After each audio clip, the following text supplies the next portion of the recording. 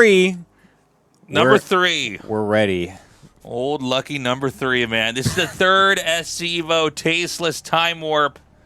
Although I think last time I called it Tasteless SC EVO Time Warp. I think the SC EVO has been bouncing around. I'm not really sure where it belongs. The Tasteless SC Time EVO Warp 3. Yeah, that's right. It's going to be Tasteless Time SC Warp 3 EVO. Guys, it's so good to have you down here. As you can see, we've got 5 million won in prizes. Again, special thanks to Loot Realms. You can use the command Realms in the chat if you're on Twitch, and you can check out our sponsor. They are supporting us. We do appreciate them. We do love them. They are on the very forefront of integrating blockchain into gaming, and so it's special thanks to them. Real quick here, guys. Well, where did I put this thing? Is it here? Yes, it is. All right, sorry. We had a new thing. Guys, before we get into this, this entire experience would not be possible without the modders who stood by and made this game. They had the imagination. It's kind of crazy this didn't happen earlier. Like, now that we're here, appreciate the sub, Gauntlet Wizard. Thank you so much. Look, they put a lot of love, a lot of hard work into this game. We did just get a patch for SC EVO as well. They've tightened up some of the timings. We'll see how that pans out here as we get into our games. But they have a Patreon, so please check them out at patreon.com/team. All right, I can do this. Team Caprulu. Team Caprulu SC2. Caprulu SC2. My favorite drink is a Caprulu Sun. Nice. Which flavor? Orange. Oh, okay, nice. I don't know, is that a flavor? No, I thought you were going to try to think of another Starcraft pun here. flavor. Yeah, I'm not that good. Okay, that's fine. I appreciate the subs in the chat. Good to see you in here, Ezra. Can we tab out of the game for a second? I need to make the Twitch chat bigger. Yep. So go to their Patreon and support them. Check them out. How do I hide this thing? Is there a way to get rid of this? Maybe click the arrow. This one? And then... Nope. Nope. All right. Well, that's up there. Whatever. We're on Tier 1 Hype Train, guys. The support's appreciated. True. What was I going to say? Oh, yeah. So go to their Patreon. Check them out. I think they've done a great job. I'm also excited to show you guys our player lineup if you did not already see it. Here we go. So, obviously, the person I'm the most excited about that we have here today is going to be MVP. I can't believe we got him back. We saw that he was having a couple recorded games of this. Some of his friends that are other content creators on the Korea scene had encouraged him to try some games out. So he's going to be playing here today. He did want me to let everybody know he doesn't think he's in the same amazing shape. And I was like, okay. I'm like, yeah, whatever, man. Just get the tournament. Just play some games. Yeah. We want to see it. Yeah, look, all right. Here's the channel you got to show up in. So we've got MVP. The overall lineup is going to be Team A is Dark, Gumiho, Hyun, and MC. So cool to have MC back. Mm-hmm. And they're going to be duking it out with classic MVP TY and Saxer. Is that TY in the picture? That is him. That is TY. That's his GSL photo from this last season. That's true. For a second, I'm like, they put a picture of Barracks in there. I'm like, this is so embarrassing. Yeah, that's him. So, guys, we're excited to be back here again. Special thanks to the sponsors for supporting us. Did we want to look at the patch notes, or should we just go into the game? I mean, we can look at it if we want, but I mean, the players are here. But are they ready to go? We can tell them to wait if we want. You can type it in there. Sure. Give us 5 more minutes here. We'll let the channel fill in a little bit more. Okay, great. Shout outs to Caster Muse for helping organize all the players. And if we want to show the chat, you got to go to the Firefox one. All right. That's how I protect my search history here. We're streaming as hold up. We don't use my Chrome. I don't have the link actually. It's in the Cacao thing. Oh yeah, here I'll get it open. Yeah. No problem. Give us a moment, chat. I don't know how to navigate Tasteless's man cave over here. Yeah. I'm unaware. You should see his OBS setup, man. It's great. Yeah, it's a lot. It's a lot of cut pasting. Okay, let's get the list loaded up in here. What horrors would we find in your Chrome, Tasteless? Oh, probably all sorts of stuff, all sorts of things, all sorts of insecurities. It's like, will I ever become a better caster? Stuff like that. Okay, so is this group chat right here, top one? Okay, yep. And that one has the patch notes. Yep. Go for it. Thank you.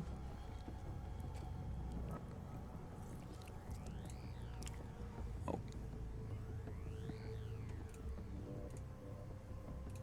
Perfect. And then I'll get the graphic up here for this. And then can you just X that out? Perfect. So taking a quick look at the patch notes. Nice. Yeah, so they did a whole huge patch that literally just dropped today. Yeah. It was literally like 2 hours ago, right before I even came over here to do everything. So I'm glad you pointed this out because I would not have even looked for it. They put it in their Discord, and we got a ping for it, so I just sent it over, and it's got a whole bunch of stuff. I mean, there's a lot of different movement speed corrections for a whole bunch of the Brood War units, so like Hydras, Lurkers, Dragoons, Battle Cruisers, everything. And it does seem like, just looking at these right now, mostly increases? Yeah, there's a lot of movement increases here for the speed, so they're getting a couple of them. Some of them are a little bit lower, like Valkyrie got a little bit slower, dropship slightly a little bit as well.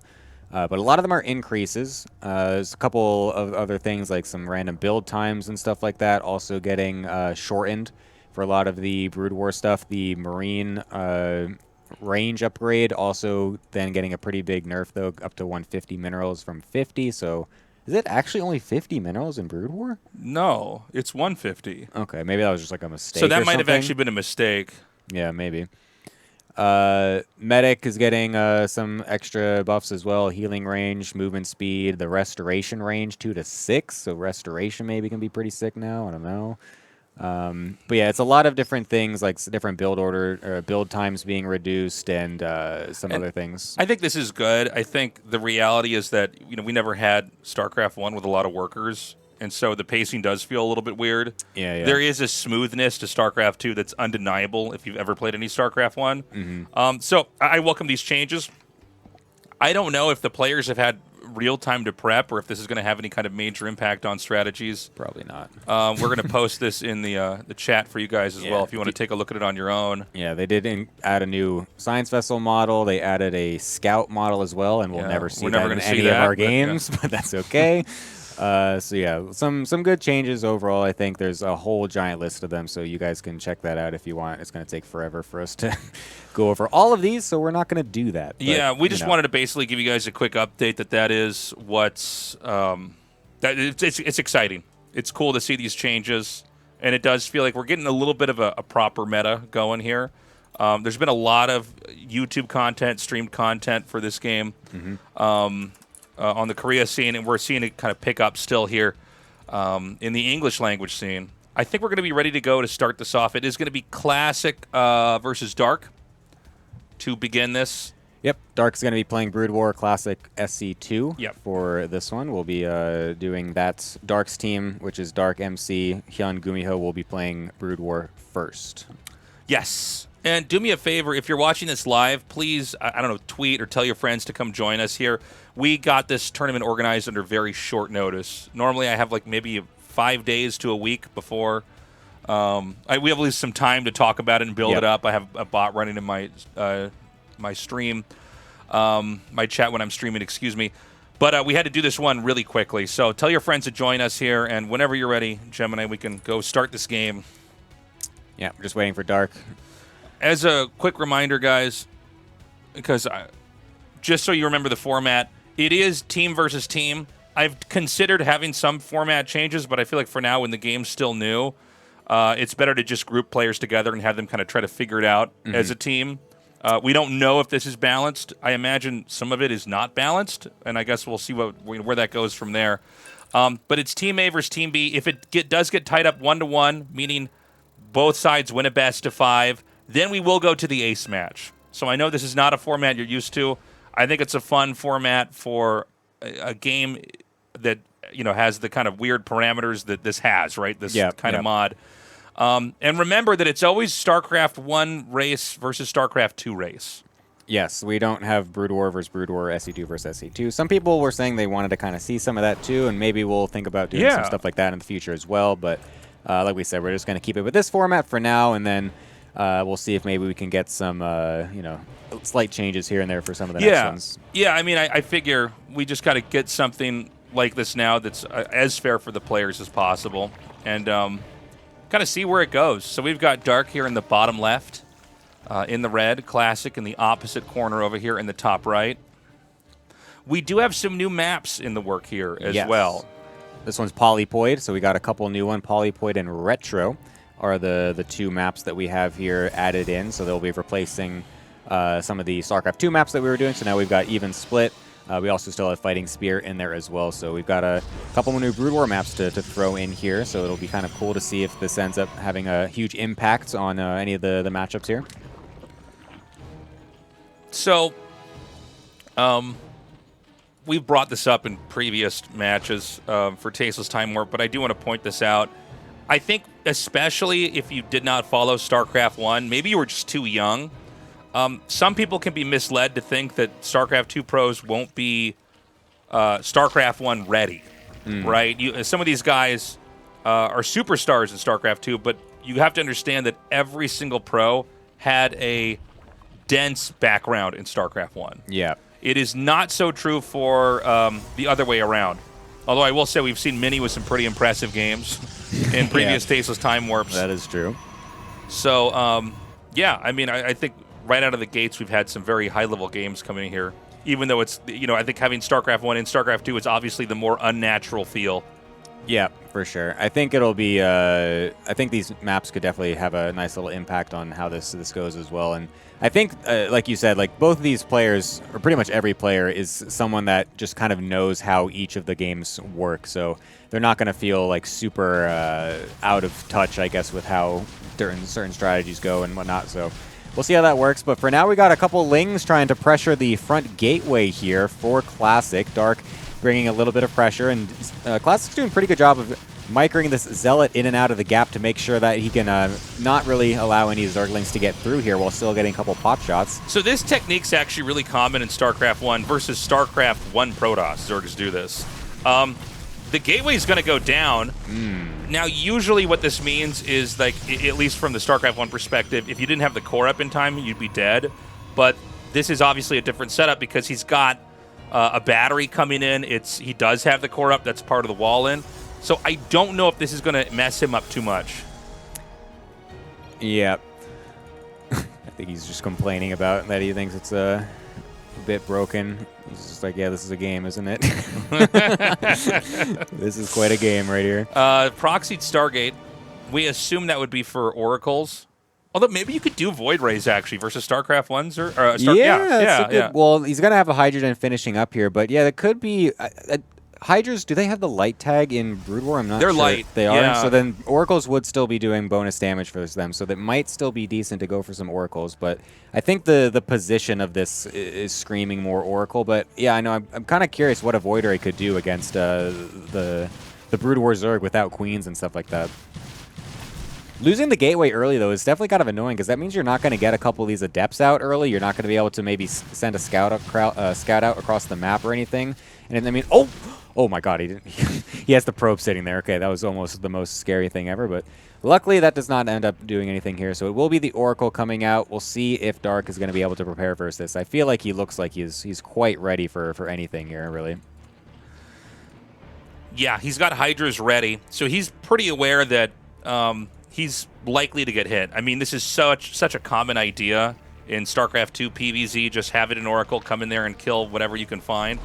You can fight this one-on-one, right? So you can actually take out apparently 2 Hydras. Wow. I guess Classic knows this math exactly. Nice.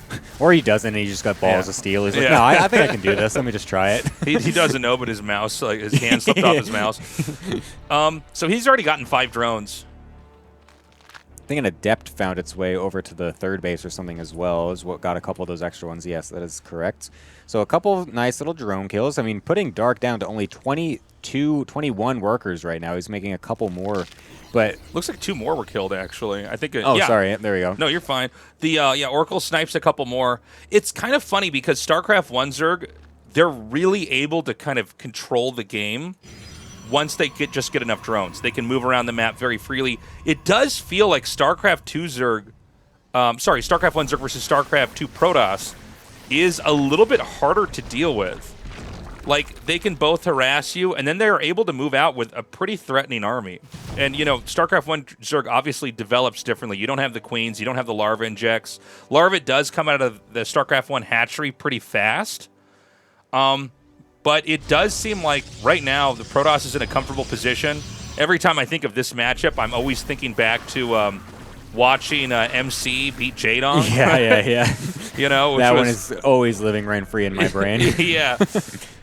Ooh, kind of sick Oracle micro there, getting another little tag on the Hydra before having to run away. But Dark's going all in. Looks like he's just going to send it. He's going to make a ton of Hydras here, just ignoring any of the worker damage that he's taken. He's going to try to full send it over to kill this third base and potentially even win the game. But we do have Glaives coming here for Classic behind this. And so if these Glaives get activated on these Adepts, I feel like these Hydras might start to get shredded here. But we'll see what this matchup really looks like here. Is he getting full surround here by the Hydras on these shades as the Adepts, as they're going to have to shade across and get out of there.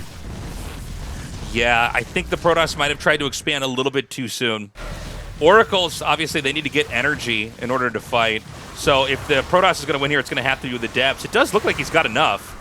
He's going to shade right on top here. The Hydras can't do anything once the Adept shade actually connects right on top of them. You don't have that in Brood War for sure. Yeah, well, you know, it's funny. I've never quite seen this interaction, but yeah, I guess if you can get on top of Hydras, they're not so tough, right? Yeah, I mean, the big part of them is that they are super fast. They can usually maybe kite away from the Zealots and stuff like that, but Adepts can just jump right on top of you, literally right in the middle of the army, as we see again right here. Classic getting on top of these Hydras in the middle of the map, trying to get as many kills as he can so he can just snowball this across to the other side of the map. He's even got that pylon reinforcing right over here as well, still up from the proxy Stargate, and the Oracle also still coming in. We'll be able to do some extra DPS here as well. And now Dark is on the back foot at his third base here on only 30 drones. He has to be able to hold this, and he's not going to be able to.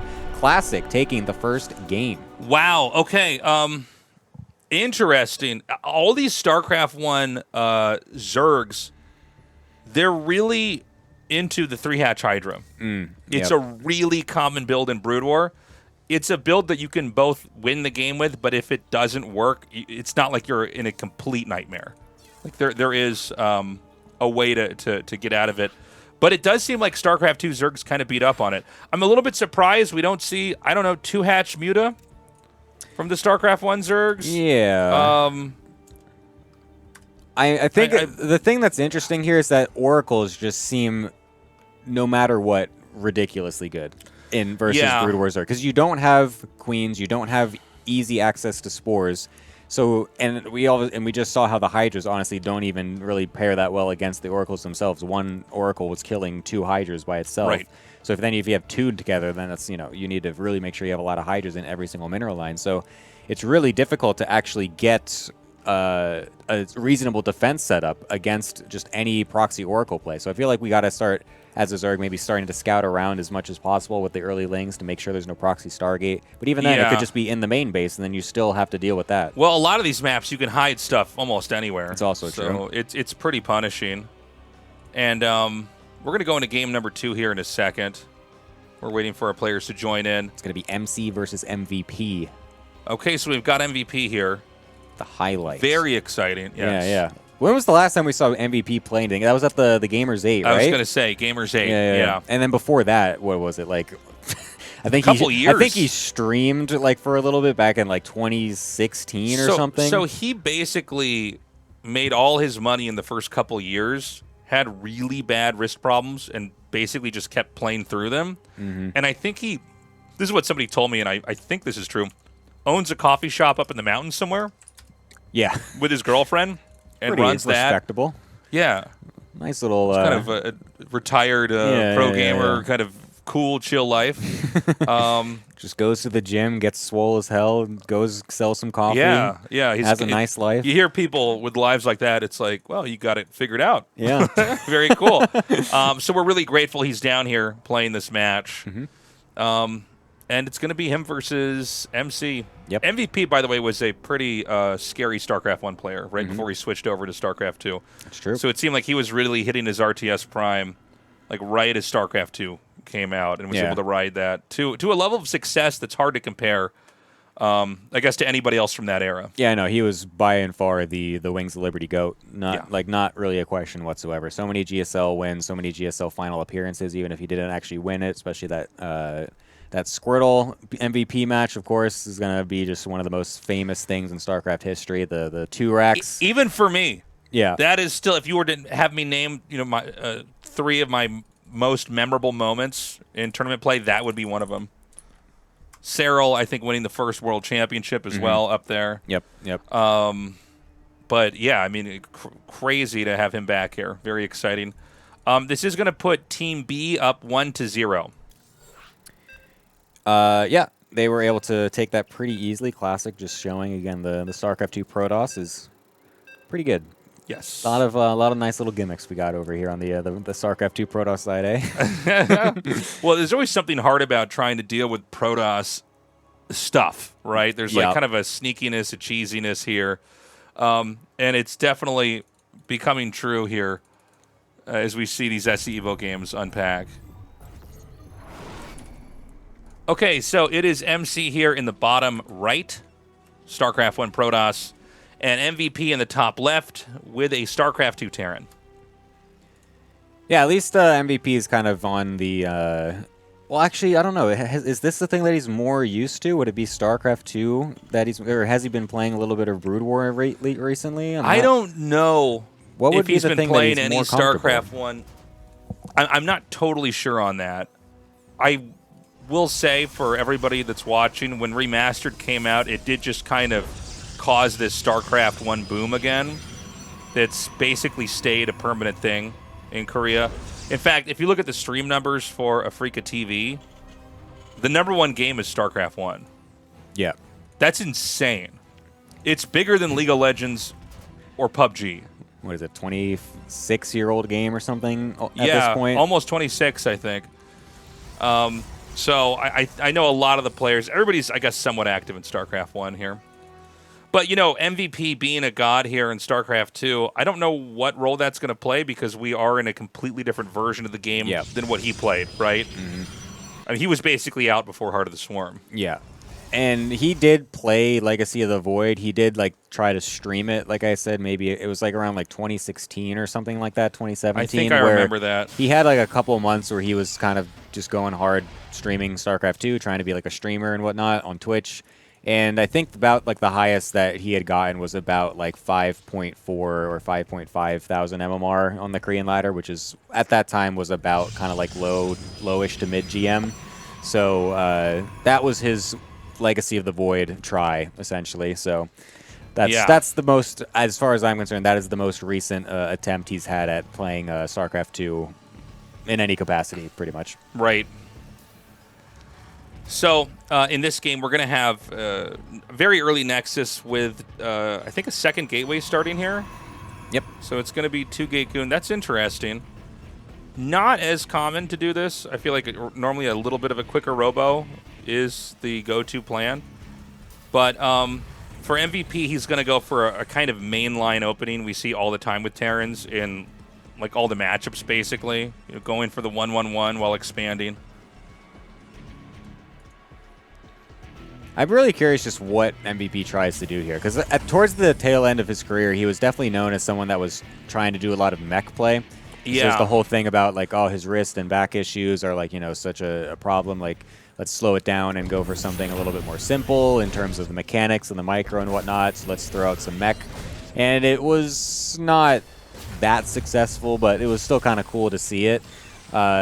So I'm just kind of curious what his take is going to be on the game here, especially considering StarCraft 2 mech is not exactly the same compared to Brood War mech. And I think Brood War Protoss should have a decent time dealing with whatever kind of Terran mech would be throwing out here in StarCraft 2, as far as I'm concerned. Yeah.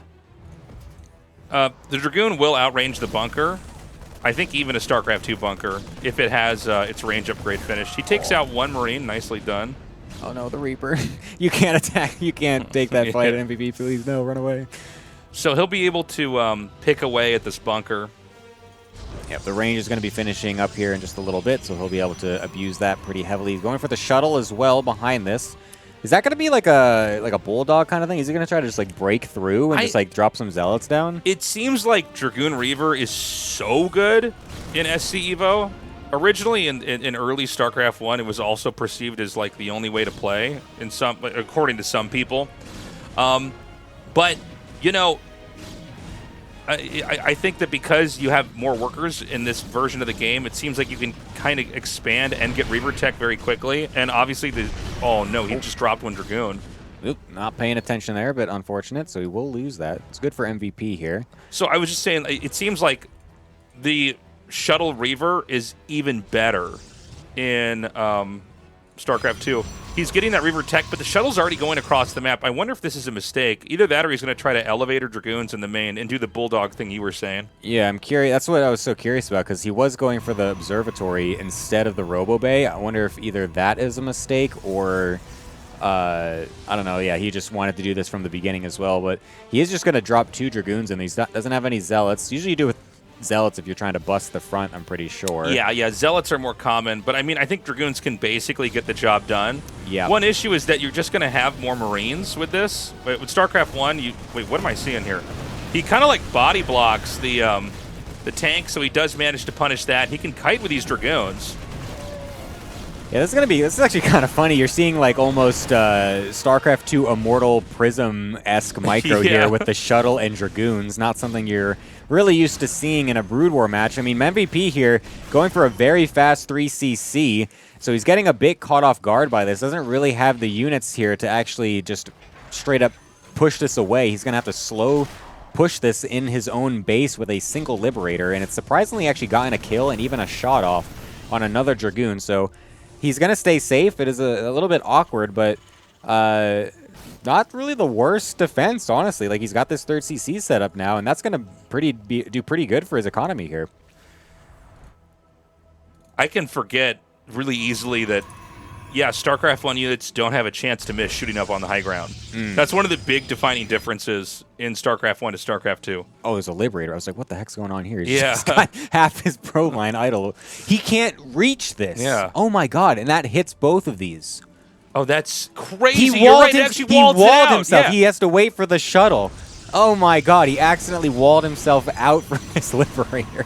That's so funny. Oh, that's hilarious. Yeah, so I guess you can use Dragoons to try to fire up onto the high ground as long as you have vision. MC's already lost. I think the count is 3 or maybe even 4 Dragoons. Yeah, 4 Dragoons have been picked off in this game. So you got to be careful. Dragoons make very slowly. So it's really punishing if you drop just a couple of them. I like the 2 random hell. Oh, he's going mech. He is going to do it. He's going to go mech. Okay, he's going to try SC2 mech versus Brood War Protoss.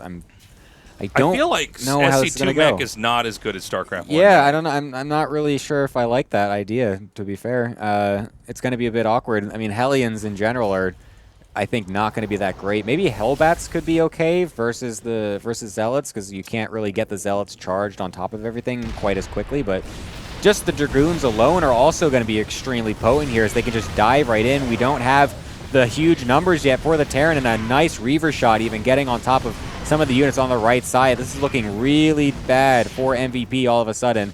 He's only got really a tank on the high ground here to be able to defend against this, but with the StarCraft 2 engine, you're not getting the... Prism actually getting killed. That random Viking! I didn't even see the Viking at first. That was pretty sick. It just torpedoed that shuttle and Reaver. And now I think this base could be salvaged. I think he's going to have to leapfrog tanks up here. Maybe he wants to target the command center, actually. I think he really could. There's not many SCVs here. Could be able to actually get it burning here. Could be a bit awkward. Scan goes off to be able to kill that Observer, but the Viking dies before it can kill the Observer off. Oh my God, everything going wrong here for MVP right now. as he just struggles to be able to actually take this third base. So he's got enough tanks that I think he can drive this out. MC, by the way, not expanding too quickly on his side of the map. It's been a lot more skirmishes in this game. He takes out another tank.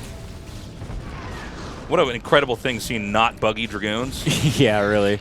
The amount of micro potential is actually huge now. You're really able to just go in and out, not really worry about your Dragoons getting stuck on each other, or just getting stuck in like. Why is it that Dragoons will just stop in the middle of the map? I'm not sure why. Yeah, like no. I just left click them home. They don't get stuck on anything at all. You have to grab it and then spam S to unbug it. It's just so strange. They'll just stop in the middle of the frickin' the map for no reason at all. Reaver trying to get some juicy SCV hits. Sadly doesn't get it, but we'll see if he can get it over on the third base. This is looking pretty bad for MVP in general, I think. He is kind of stable. He is sort of stabilizing because he's getting a decent tank line over here, but I think MC is going to be pretty happy with this damage overall. I mean, you're not really able to actually stop these Dragoons from just picking away at this CC. He might even just lose it if he's not careful. Okay, thank God. Yeah, I think that there's a little bit of overextending here. I know this game kind of looks like MVP is just getting beaten up on, but I think he could probably still win this, to be honest. Growth has not been that fast over here for MC. He is taking his fourth base at 6 o'clock right now. But, you know, he's reclaimed his expansion here, and I think he's, getting a fourth command center, so he's going to just keep growing. Yeah, he's definitely trying to hang in there. He's got the bigger tank count now, so he's made it so it's a little bit more difficult for MC to just dive on top of him here, and he's finally just kind of pushed away the Dragoons on the right, so that way he can actually comfortably mine at this third base here. So that was kind of the big problem, is that he wasn't actually really mining much from that third up until now. And now we've got some Reavers trying to get dropped into the natural here. Unfortunately, not the best Reaver shots as they kind of shoot the Geyser instead of the SCVs. But there's not actually anything to really kill the Reavers, but luckily the shuttle will get picked off by the Viking. So at least that means, oh, they're forced to stay here, but the massive Reaver shot does connect from downtown onto those SCVs. 11 getting killed off in total. That's going to be that is not what MVP wanted after he finally got some stability here. Yeah.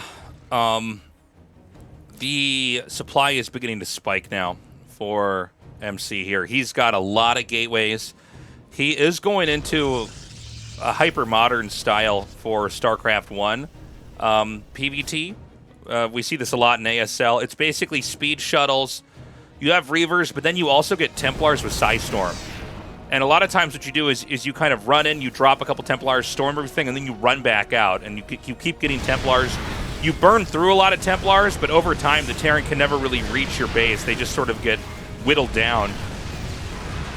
So we got another fight coming in here as MVP tries to move down to take this fourth base. I feel like MVP is trying to expand too soon.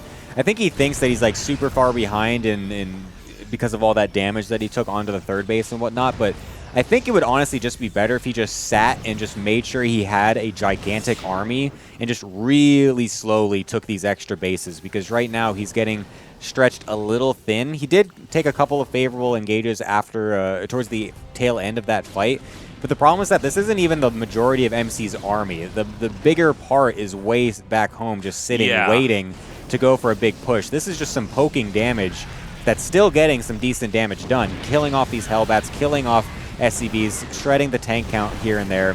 Doesn't want to lose too many of these, though. That could be end up being a little bit problematic, but I mean, MC's economy behind this is nuts. He's got 4 base economy, 80 probes, basically.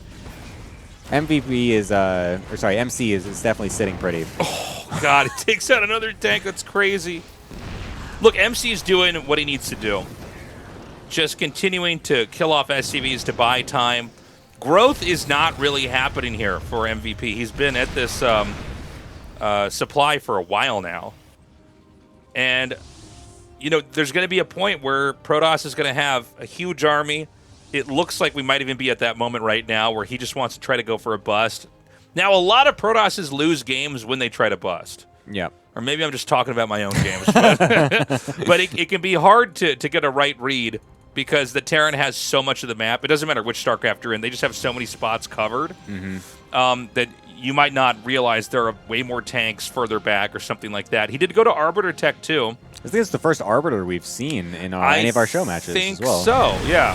Oh my god, the Storm Drop on all the SCVs, the third, every single one getting killed off. A huge moment there for MC to really continue his huge dominance in this game.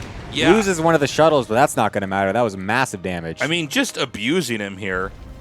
That is another really modern technique from StarCraft 1 that we see used a lot, is you basically have one shuttle that has zealots in it. You just throw it in there and you unload them so that the zealots soak up the tank shots and the shuttle soaks up the turret shots. And then you have another shuttle behind that with Templars, and you just kamikaze it in there, storm any workers you can, or like let's say you see a clump of units, do that instead.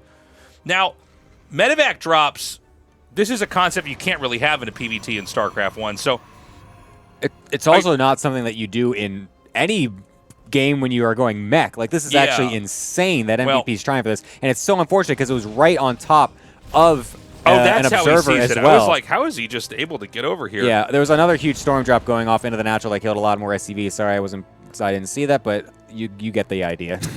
you saw it before at the third base. But unfortunately for MVP, this entire move that he's trying to go with is just getting completely scouted. And he has no idea that these observers are actually sitting here and have literally been seeing the entirety of the game. They have not been moved whatsoever, and they've just been sitting here seeing everything. MVP's going to finally move out. He's got okay upgrades. Oh, my God. A big recall here in the main. That is going to be a hard one to deal with here. Perfect timing again as well. MC sees the army moving out in the middle with the observer, so that's going to allow him to put the Arbiter right into the main base, get a huge recall, and it's forcing MVP back to respond. Yeah, he's going to try to come back now. He has to lift the main command center. So much infrastructure is being destroyed here. It looks like that's all he has, by the way, is what, 4 or 5 factories back there? A drop over here, but there's just... Okay, that's going to be a GG. Oh, the storm! Oh, my God. Woo! I think MC even stayed in the game for a second to get the second storm like, off. not yet, I want to kill all his buildings. That's so funny. You want to go to this one. Okay. Man. Well, yeah, that's how that works. Yes. Storm drops, Reaver drops. It's not easy to deal with. So that puts Team B. No, they're tied up 1-1 then. Yeah. 1-1? 1-1, thank God. Nice. That was wild. I'm so good at making these matchups, man. I'm just You getting these are. perfect teams. Last 2 times we get ace matches. This time we're already starting off good. God, I'm just like a god of just balancing teams. Oh, my God. By the way, guys, if you would, go check out my merch site. It's tastelessthreads.com. This shirt I'm wearing here, little Tastos' shirt over here. You can't buy that shirt there. No, you can't. This is not. I should have made you wear my merch when I brought you over. I forgot to do that. Sorry. But check it out. We got mugs. We've got hoodies. We've got posters. All sorts of fun stuff. And I'm going to real quick here do another plug-a-roo. Oh. Plug-a-rooski. Yep, a little plug-a-rino for their Patreon. If you guys want to support the mod for this, you can go to patreon.com/team. You can do it. Caprulu. Nice. SC2. These people work hard on the mod. We appreciate what they're doing. And, of course, guys, special thanks to realms.world for supporting this. They are able to supply us with a prize pool that is enticing enough, to get these gamers in here and play for us. So we really appreciate it. You can use the command realms in the chat to learn more about them. Now, we're going to go into our third game here. Again, this is just in the first best of 5. Tied up 1-1 right now. It's going to be Hyun versus Saxery. Hyun on StarCraft 1 Zerg. Saxery on StarCraft 2 Zerg. ZVZ has been a polarizing topic in SC1. I think a lot of people feel like StarCraft 2 Zerg should just be better, right? You have banelings. I don't know if it's always true. I believe StarCraft 1 mutas are actually better. Yeah. But it's been interesting. I'm glad. You know, the first SC EVO we didn't have any mirror matchups, unfortunately, but I sometimes find the mirror matchups to be the most interesting matchups of all. I mean, the PvP as the final ace match that we had last time was super sick. The Alcyone game where they were like going head like down to the last unit in the main base was like super crazy. So yeah, I know the mirror matchups. I agree are definitely actually very fun to watch, even though a lot of people maybe don't think so. No, I think enough people probably like these. I think mirror matchups have always had the least enthusiasm. Yeah. Always in all RTS. Yeah, I mean, it's just the two of the same factions going against each other. I like them. I mean, as someone who plays I love RTS. I don't mind mirror matchups at all. Yeah. But yeah, it's been proven with like viewership metrics. Yeah, like, I was gonna say like every time I feel like I see every day a new tweet from Loco or Wardy just highlighting how the PvP that they put up on their YouTube is doing the worst out of any video they've uploaded lately. So, yeah, you know, I think you know, we are definitely the odd ones out when it comes to enjoying the. The mirror it's like matchups. Artosis is the only guy that likes TVT in the whole world. Yeah. It's like, oh, they're making a No Man's Land with siege tanks. Tasteless. Oh, the game's gonna last at least 40 minutes. We're never gonna go home, Tasteless. We have to take a taxi home from ASL tonight. Oh, look, he's got 10 battle cruisers now instead of 6. Oh, he's not gonna be able to use them yet, but in 10 minutes he will. All right, this is Hyun here in the top, and in the bottom, both players on the left side of the map is Saxer. Oh wow, I didn't realize we had retro in this map lineup. Yep, my eyes must have glossed over that. Yeah, they put Retro and Polypoid as the two new maps, the ones that we have here ported over. They're pretty good ports. I think they look very, very nice. They're very well made. So yeah, is this how does this match? Or sorry, how does this map kind of work out in Brood War right now? This map is really punishing. This is a map that I think especially it came from Starcraft 1, and it is the middle is deceptively small. You can basically move through the yeah, you can see it. There's just not a lot of room to work with. I guess gold minerals there in the center. Oh wow, that's interesting. Is that like that in the? Is there minerals in the? There's minerals just like that in the StarCraft 1 version. But it's you can take a third pretty easily and not be stopped. But it's also very hard to get out of your third. It's a very boxy map. I don't know if it's going to play a role in ZVZ here. Just because, you know, things kind of get sorted very quickly. Like, we've already got the Baneling's Nest here. Yeah, I mean, Hyun went for a very early pool here. And is trying to... He even got the scout off. He sent a drone out to make sure he's sending his lings on the right way since this is a 4-player map. And Saxer wasn't really aware of this, but... He does meet up with the Ling, so that will at least force him back, but Hyun is the one that now sees that there's no expansion here, so he's got to be putting 2 and 2 together to realize that there's going to be some kind of big attack coming, whether it be Roaches or Banelings, and considering the fact that Banelings are just, in general, so lethal and so oppressive in the matchup, I think it's safe to say that Hyun is expecting it to be Banelings here. He's not really gotten any defenses up just yet, waiting for the creep to come here so that way he can start a couple creep colonies to get some spine... Not spines, what are they called? Sunken colonies. Sunken colonies, yeah. So, I mean, unless I'm not reading this correctly, this game is going to end either with a win or I think Saxer is just going to be literally out of range. Oh my god, he's getting 2 hatches? Oh my god, that's fully walled, yes it is. Yeah, he's even checking. He's like, this is fully walled, right? Yeah. He's like, I'm not gaslighting myself into making sure this is right? Oh, he cancels to let all his own lings back in to then redo the wall, but that's going to mean it has so much less health. What? Oh, he my didn't God. Put it back he put it properly. to the right. He put it to the right a little bit. Oh, my God. Hyun, no. What have you done? Oh, my God. Oh, no. And now the drones are going to be pulled. Oh, what a blunder. Oh my god. He thought he was being so slick. He's like, oh, I'm going to let all my lings in so they don't just suicide themselves. Then he's going to run into a wall and I'm going to win the game. And then he misplaces the hatchery. Oh, that's brutal. Okay, so he's got 7 oh, I didn't even... Of course, yeah, the pool's right back here. He can actually take that out too. And there's no way to fight back as Hyun here.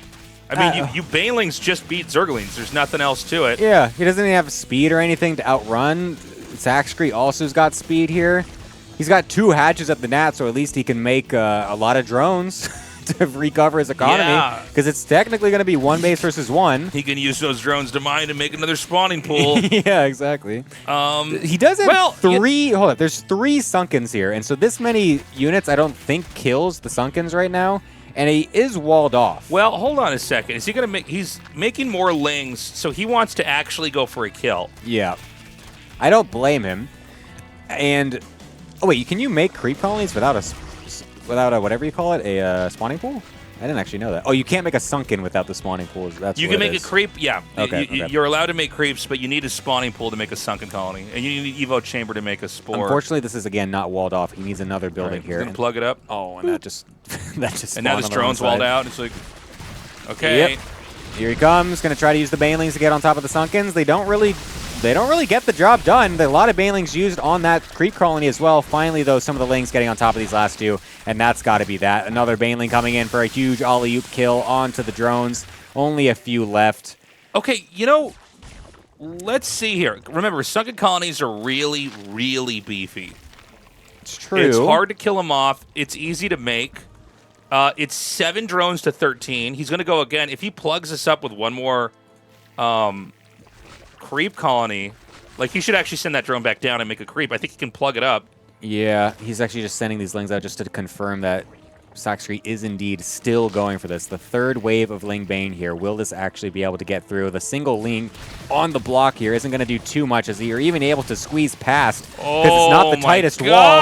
The Banelings do kind of get stuck for quite a while, and they have to use all of them onto the one sunken. Can he get the pool?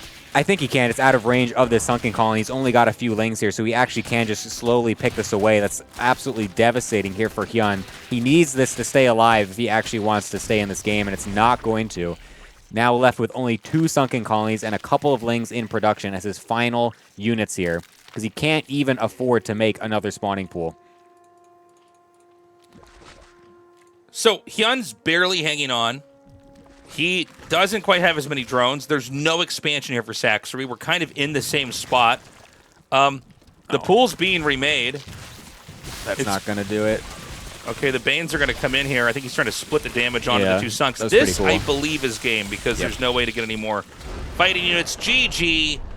Saxer takes the 3rd game in this best of 5. And that's that. Well, we finally got to see why the Banelings are so scared in the ZVZ matchup. Last time we didn't really see it very much. It was the matchup, the ZVZ went a little bit differently than we thought, but this time, yeah, Banelings are good, especially if you don't plug up your wall correctly. Well, what an ending. That was unlucky. We saw the hatchery block. I've never seen that many hatches made in a ZVZ like that early. Yeah. But then when I saw it, I thought, okay, this actually makes like perfect sense. Mm-hmm. But yeah, he got a little bit too greedy. He tried to get his lings back inside. Canceling a hatch is huge. It's a lot of money. Yeah. And it's just, he had it building for so long that it actually had so much health already accumulated, and when you remake it, that's a bunch, like, you're losing all that health as well, so then the splash damage is going to be so much more effective. It doesn't have, you don't need as many banelings to actually crash through. If he just let that thing finish and just said, okay, whatever, my lings are going to get killed, but whatever, they're not going to get inside at least, he would have just won. I think he actually just straight up had it, because that was not enough banelings to bust through 2 hatcheries. I mean, I kind of wanted to see a game where the hatch is finished and just, how well does that hold? Yeah. I think it's actually better to have your own Zerglings on the outside of the map anyways there. Mm-hmm. You can at least maybe hide one and get a rescout to confirm if they're actually continuing or not. Run into their main and kill workers or something like that. Mm-hmm.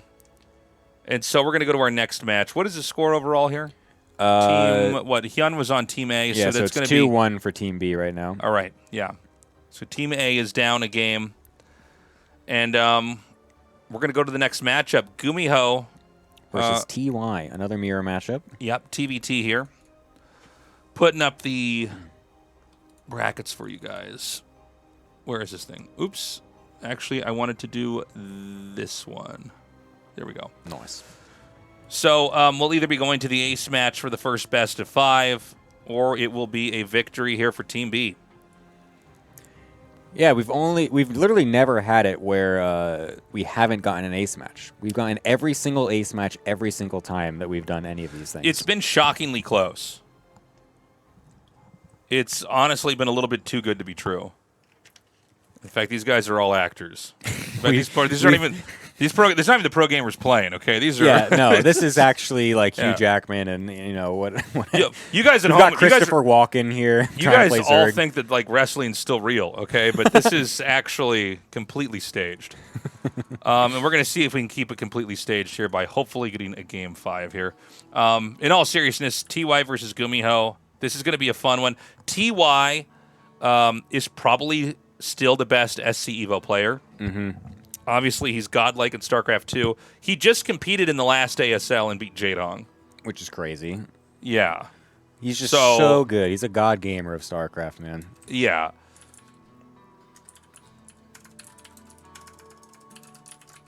And I think we're going to hop into this game in a second. Yep. Yep. Yep. Okay. Thank you again for joining us, by the way. I'm so happy we're doing a third one of these. This has been a blast.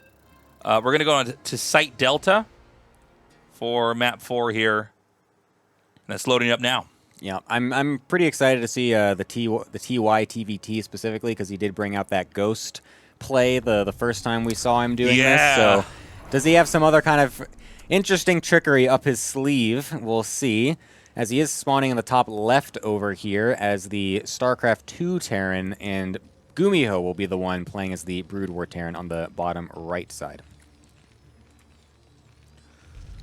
Okay. TVT, obviously, in both the StarCrafts, probably the most important unit is the tank. Oh, yeah. It should be noted, thank you for the gifted subs, Acer, appreciate you. It should be noted that StarCraft 1 tank is a little bit better than the StarCraft 2 tank. Although it does not start with siege mode. Although that's not really a factor, I think, in TVT. Although, actually, maybe not. Yeah. Maybe a StarCraft 2 Terran could push a StarCraft 1 Terran. Yeah, you could probably find some kind of timing, I feel like, to abuse a little bit. But I think the bigger difference that was really obnoxious at first was the slightly larger range of StarCraft 1 tanks. But they did actually, in the big patch notes, they did just change that. So it is actually less now. So the tank ranges are the same now. So that's a good thing here. So that way, I think that's you have to have that. Yeah, so that way it's just not the StarCraft 1 Terran just getting tanks and it's like, oh, well, I just can never out siege a Terran that has a longer range than I do. Yeah, I mean it's definitely. Wait, oh, that's still higher? Oh, is it still? What? Chat's correcting us. So they put it down, but it's still half a range higher than StarCraft 2 tanks. StarCraft 2 tanks have 13 range. Brood War tanks just got nerfed to 13.5. I think they had 14 or 15 range before. Wow. That's still kind of crazy. Okay, well. It would seem to me like you just want them to have the same range, but I don't Yeah, that's interesting. I'm curious on the reason for why we still have a slightly higher range. So bio is basically not a thing for StarCraft 1 TVT. There's just no way to make it work because the mech units tank so well, and between spider mines blowing things up, vultures are fine against Marines too, but specifically siege tanks with splash damage, it's just too devastating. But let's see if we have forced mech here from TY here or not. I mean, we know in StarCraft 2 it is completely acceptable to go for infantry with tanks.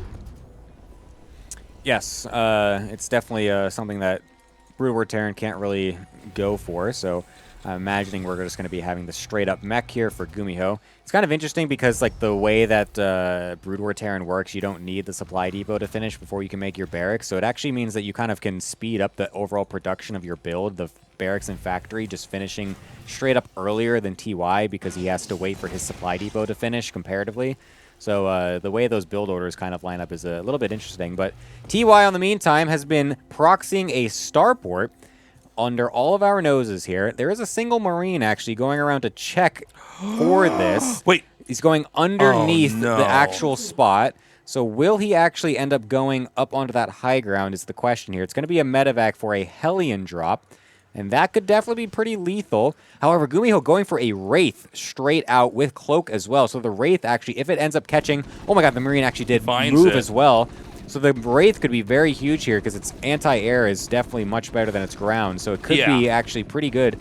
I don't know if it can kill a medevac in time before it actually drops. It's also pretty fast. Yeah. So he's going to boost that out. A tank is already rolling back into the main. He's going to fake it. He's going to fake that the medevac is dropping and hopefully bring everything into the main base while the Hellions just go straight into the natural. We'll be able to get past that bunker, but one of the Hellions getting picked off pretty quickly. Those Marines in the bunker actually doing quite a lot of damage. And now the Hellions trying to do their best, but actually really doing absolutely nothing. Yeah, that was so underwhelming. That was terrible. For an attack. That did 0 damage. It makes me happy to see this Wraith here. I don't think we gotten to see what the SC1 Wraith looked like. I remember going to Starcraft 1 tournaments back when I was like, I don't know, 15 or 16, and you get to figure out who couldn't read by how they would say the names. Some people would call them like a Wrath, or some people would call them Archons, and you're like, oh no. All right, you're one of the dumb players. But well, and then we had, of course, Artosis saying Zealots for however long in his life. Oh, yeah. Oh, he was one of the ones that wasn't a reader, for sure. Well, I mean, we already knew that as well. You can't even pronounce my own freaking username, so. Was it GG GGE Mini 19. To be honest, when he read that, I read it as GGE Mini 2. Oh, nice. Like, I said, okay. And then he was like Gemini, and I go, oh. and then you just jumped on it to make fun of him and I take no blame whatsoever. He did call Idra, to which I just ended up calling him that because I was just with him all the time. Yeah, that's true. He fooled all of us. No one knew for the longest time that it was actually Idra. And then at one point in time, Idra went, "My name's Idra," and we were like, "Your fucking name's your name is not Idra. It's fucking Idra, man. What are you talking about?" You're lying. We're never going to not call you that now that you're mad at us about that. Anyways, these Wraiths end up doing a pretty good amount of damage, getting 6 SCV kills in total, delaying the 3rd CC as well here, while Gumiho's is about to be finishing just a little ahead. Actually, pretty much equal, so he ended up evening up the CC timings there, so pretty nicely done here. The Cloak also a bit unexpected here from TY, as he wasn't quite prepared to deal with that. Still, turret's not actually built here, so relying on scans this entire time to deal with them. The Cyclones have been able to push them off for now, but nothing in the main base except for that one missile turret, and these Wraiths move pretty quickly. Yeah. And we'll start to poke away at these SCVs now that there is more than just 2 of them. They will be able to deal some decent amount of damage, but a couple of tanks actually randomly getting killed off in the middle of the map here. Now, Wraiths, they're annoying. 4 tanks, actually. But they don't do a lot of damage to ground. It would be huge if he could kill this Raven as it pops out. He's doing a good job keeping away from the turret. Do you know how many Wraith shots it takes to kill a Marine, by the way? It looked like if they 4-shot it. Oh. How tanky is a Raven? That was insane. Dang, nice micro to be able to keep that alive. Took like 12 hits. Yeah, that was wild. Yeah, I'm pretty sure I saw the group of 4 Wraiths one-shot a Marine that popped out. I'm pretty sure that's what just happened, so to answer your question, I think it's 4, but I could have been wrong. But yeah, it's going to be Bio as the follow-up for TY. I think the Wraiths have pretty much done what they've needed to do and will now be running back home, and maybe we'll just do a little bit of poking here and there after the fact, but now that we've got a pretty decent Marine Ball coming out and the Cyclones, I don't think those are going to be any use in the actual armies. The problem here is that Gumiho kind of just lost those 4 random tanks. I didn't quite catch it on the screen just there, but 4 tanks got killed as he was trying to walk over into the 3rd base. And that's a pretty big detriment here because now he's only got a couple here left, spread pretty thin. So perhaps there's some room here for TY to get some damage, especially because he should... Oh, no, he didn't actually research Interference Matrix, so he's not going to be able to disable those tanks. Never mind. Yeah, Interference Matrix obviously going to be ideal for causing otherwise impenetrable positions. You can just make them crumble. He backs up. Gumiho is taking a 4th base now. It's interesting to see that neither one really wants to be in the middle of the map for too long. A lot of times TVT, you're trying to set up somewhere and try to inhibit their ability to grow on the map. But right now, both players are basically sitting back and continuing to... Oh my god, the floating E-base. Oh my god. This looks so weird in StarCraft 2. This is insane. What? This is cursed. Okay, this you know what bothers me about cursed. this is that his arms, it's like Superman, but he's flying the wrong way. His arms and legs are out like that. Yeah. Where if you look at a StarCraft 1 eBay, they actually they're kind of splayed. Oh That's my little God. feet are. That's the most cursed thing I've ever Yeah. seen. Well, it's going to get killed off. Our eyes are going to be saved here, thank God. What's it going to look like when it dies? Okay, it just explodes randomly. Whatever. All right, well, no scouting information on the bottom side anymore for Gumiho. Going to have to move over his tanks. Getting a very fast 4th base comparatively to TY here. His is only just starting. So Gumiho might actually just skyrocket here in terms of the economy because TY not really noticing that this 4th base has been taken so early. Yeah, he does not know kind of where he is and where his opponent's at in this game. We've got some vultures out now.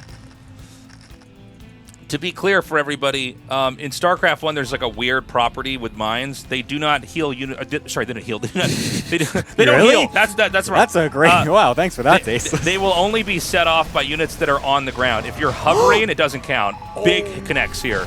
So Running that counts straight. workers, other vultures, stuff like that. Archons, weirdly, don't set off mines. Yeah, probes as well. Workers are the big thing. That is the problem with that. So you don't just lose a bunch of your workers to a couple mines getting laid, but the Marines will run into those. But thankfully, with that Raven out, it will actually make it so you can see them pretty easily and just kind of clear them up. You don't have to send scans everywhere all the time. We do have the Science Vessels being produced with the...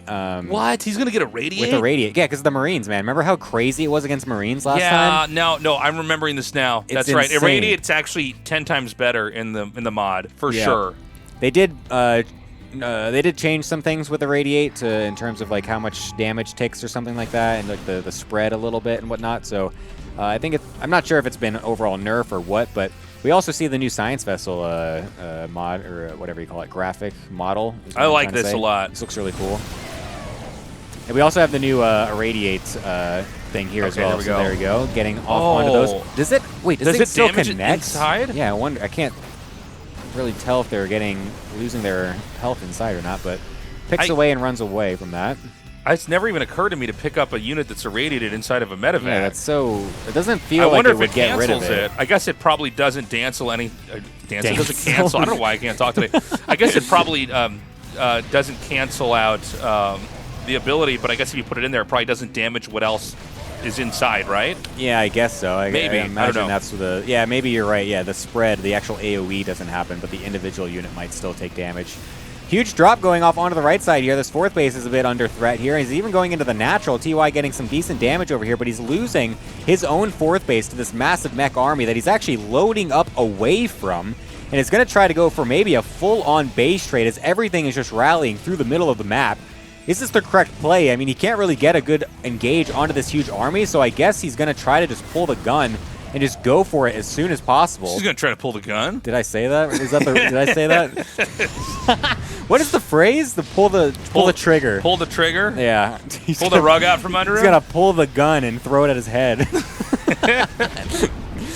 None of us can talk today. I don't know what's going on with us right now. Oh, well. The natural's devastated, and there's no way to get anything out by foot from the main base. At the same time, the main over here for Gumiho is being dropped.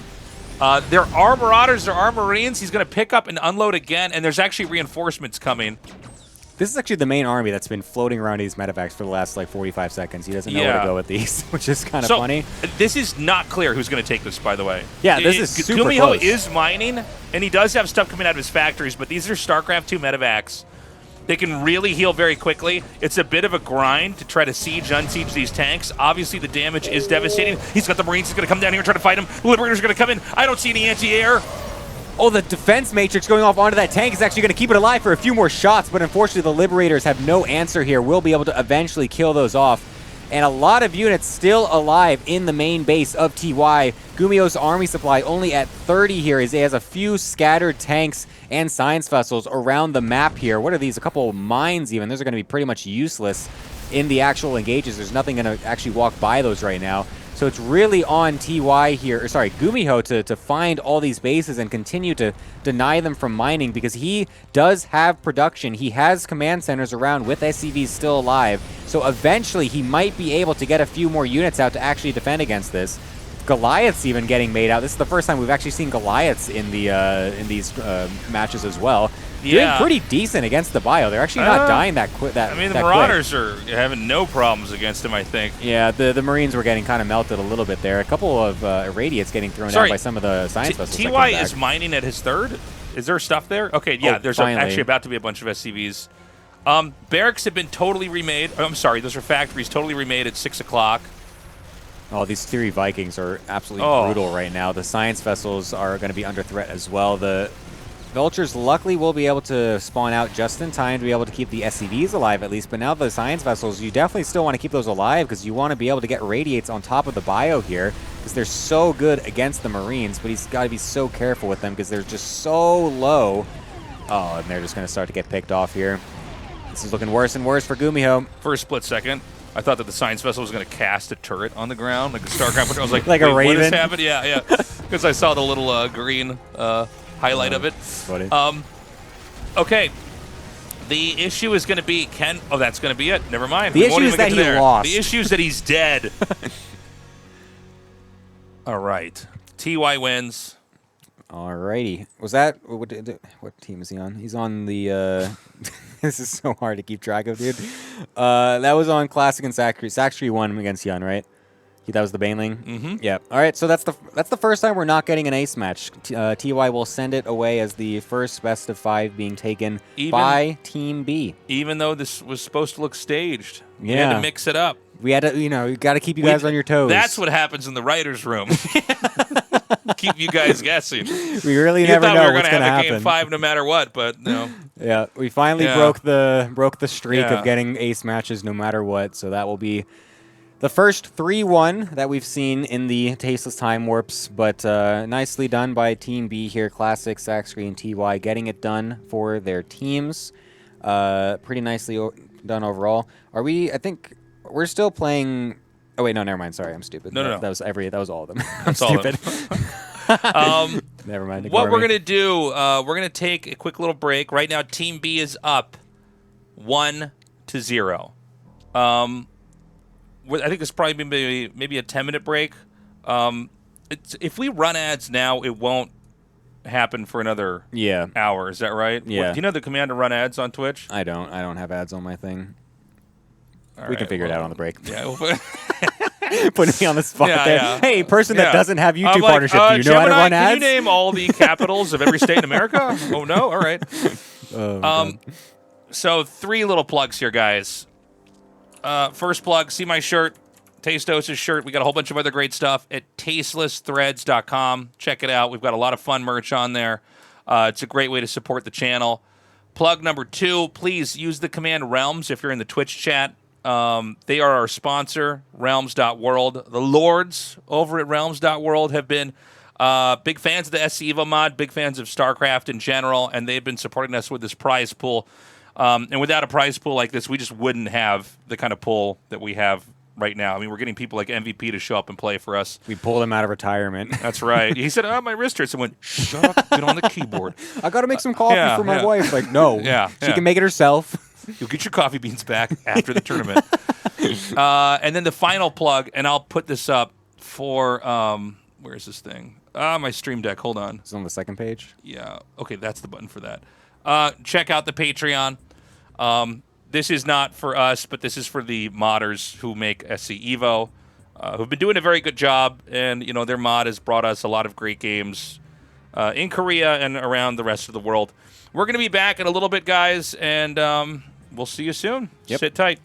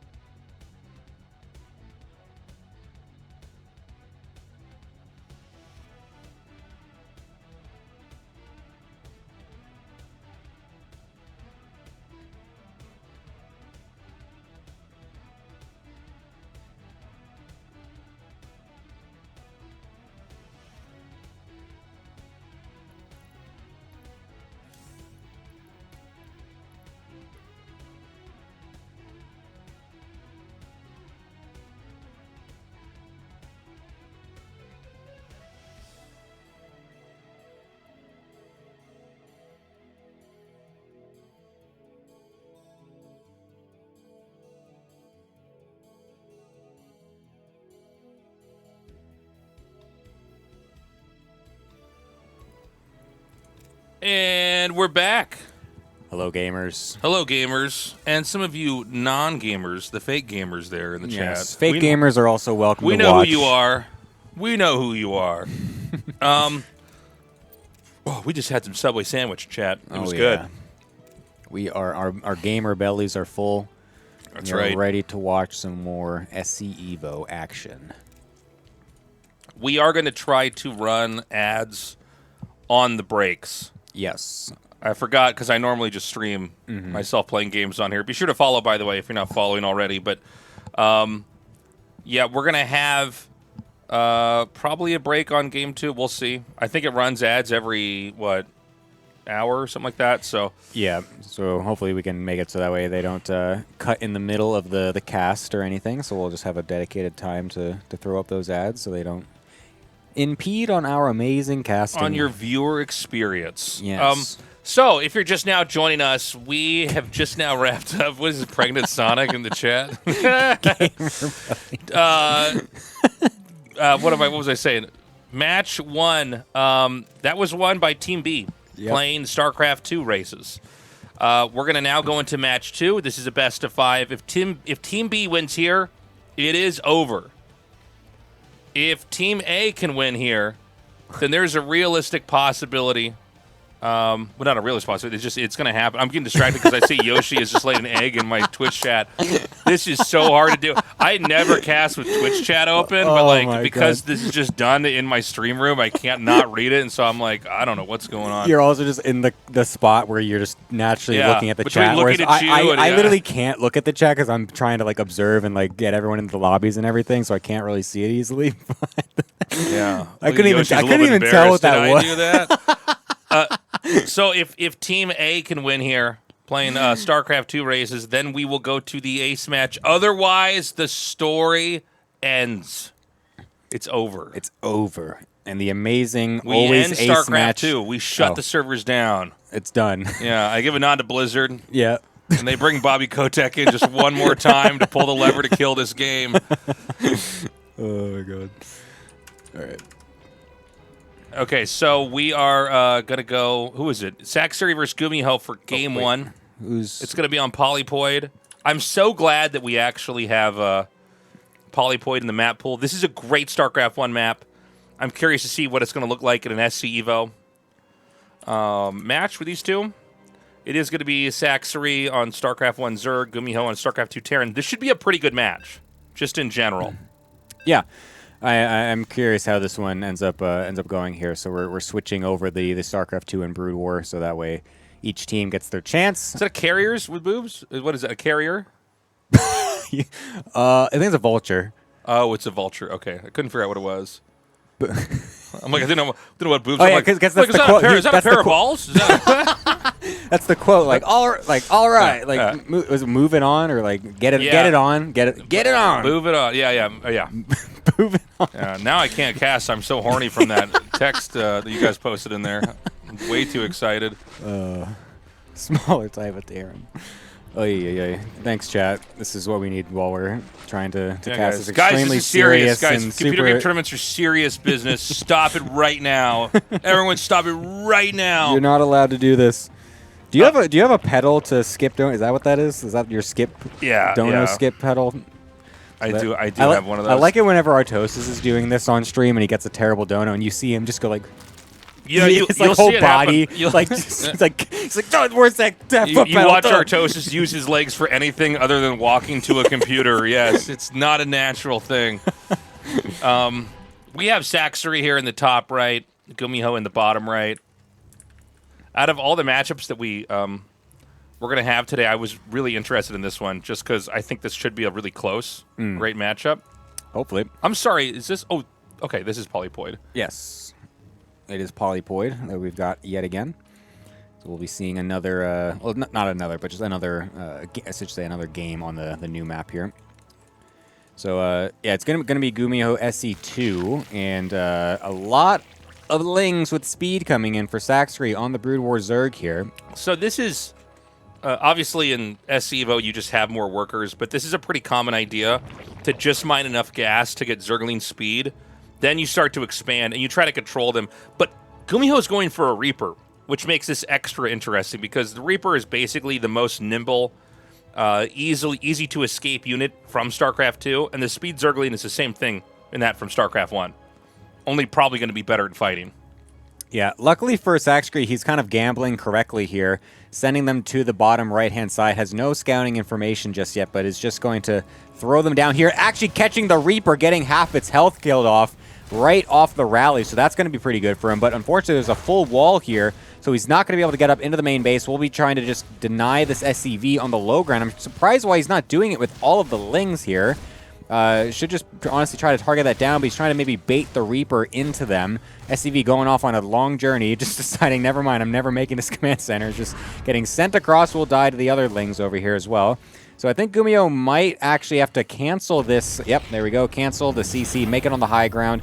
Forfeits the loss there, and will just be going into the Hellion tech on one base for now, as he's going to slowly get that CC made up here. So back at home, it's going to be layer tech here. 3 hatches on 2 bases right now for Saxer. The cancellation of the command center is huge. That really hurts for Gumiho. Whoa! That was wild. They, like, ghosted through that like Nightcrawler. He almost got that surround. That would have been so good for him. That would have been just so... That would have killed any momentum Gumiho was trying to get to really swing this back over towards his favor here. Double Reaper as well off the reactor is actually kind of interesting. This is usually something you might see in TVP in a one-base opener here. So kind of cool to see it here in TVZ as well. Going to be a little bit difficult to deal with without Queens for the Zerg. So he's going to be trying to get a Sunken out just in the nick of time. Wow, that was perfectly timed to when that Hellion came up here. But now the Reapers are going to be a little bit annoying as well, since there's only, again, Lings, no Queens, with the huge range to deny them from the jump cliffs and stuff like that. So we'll see if Gumiho really wants to dive in here, but he's going to try to just poke away. He's trying to, like, Does this work? Micro the Sunk? Is that, yeah, does that do anything? Zerg StarCraft 1 defensive structures are so, like, robust.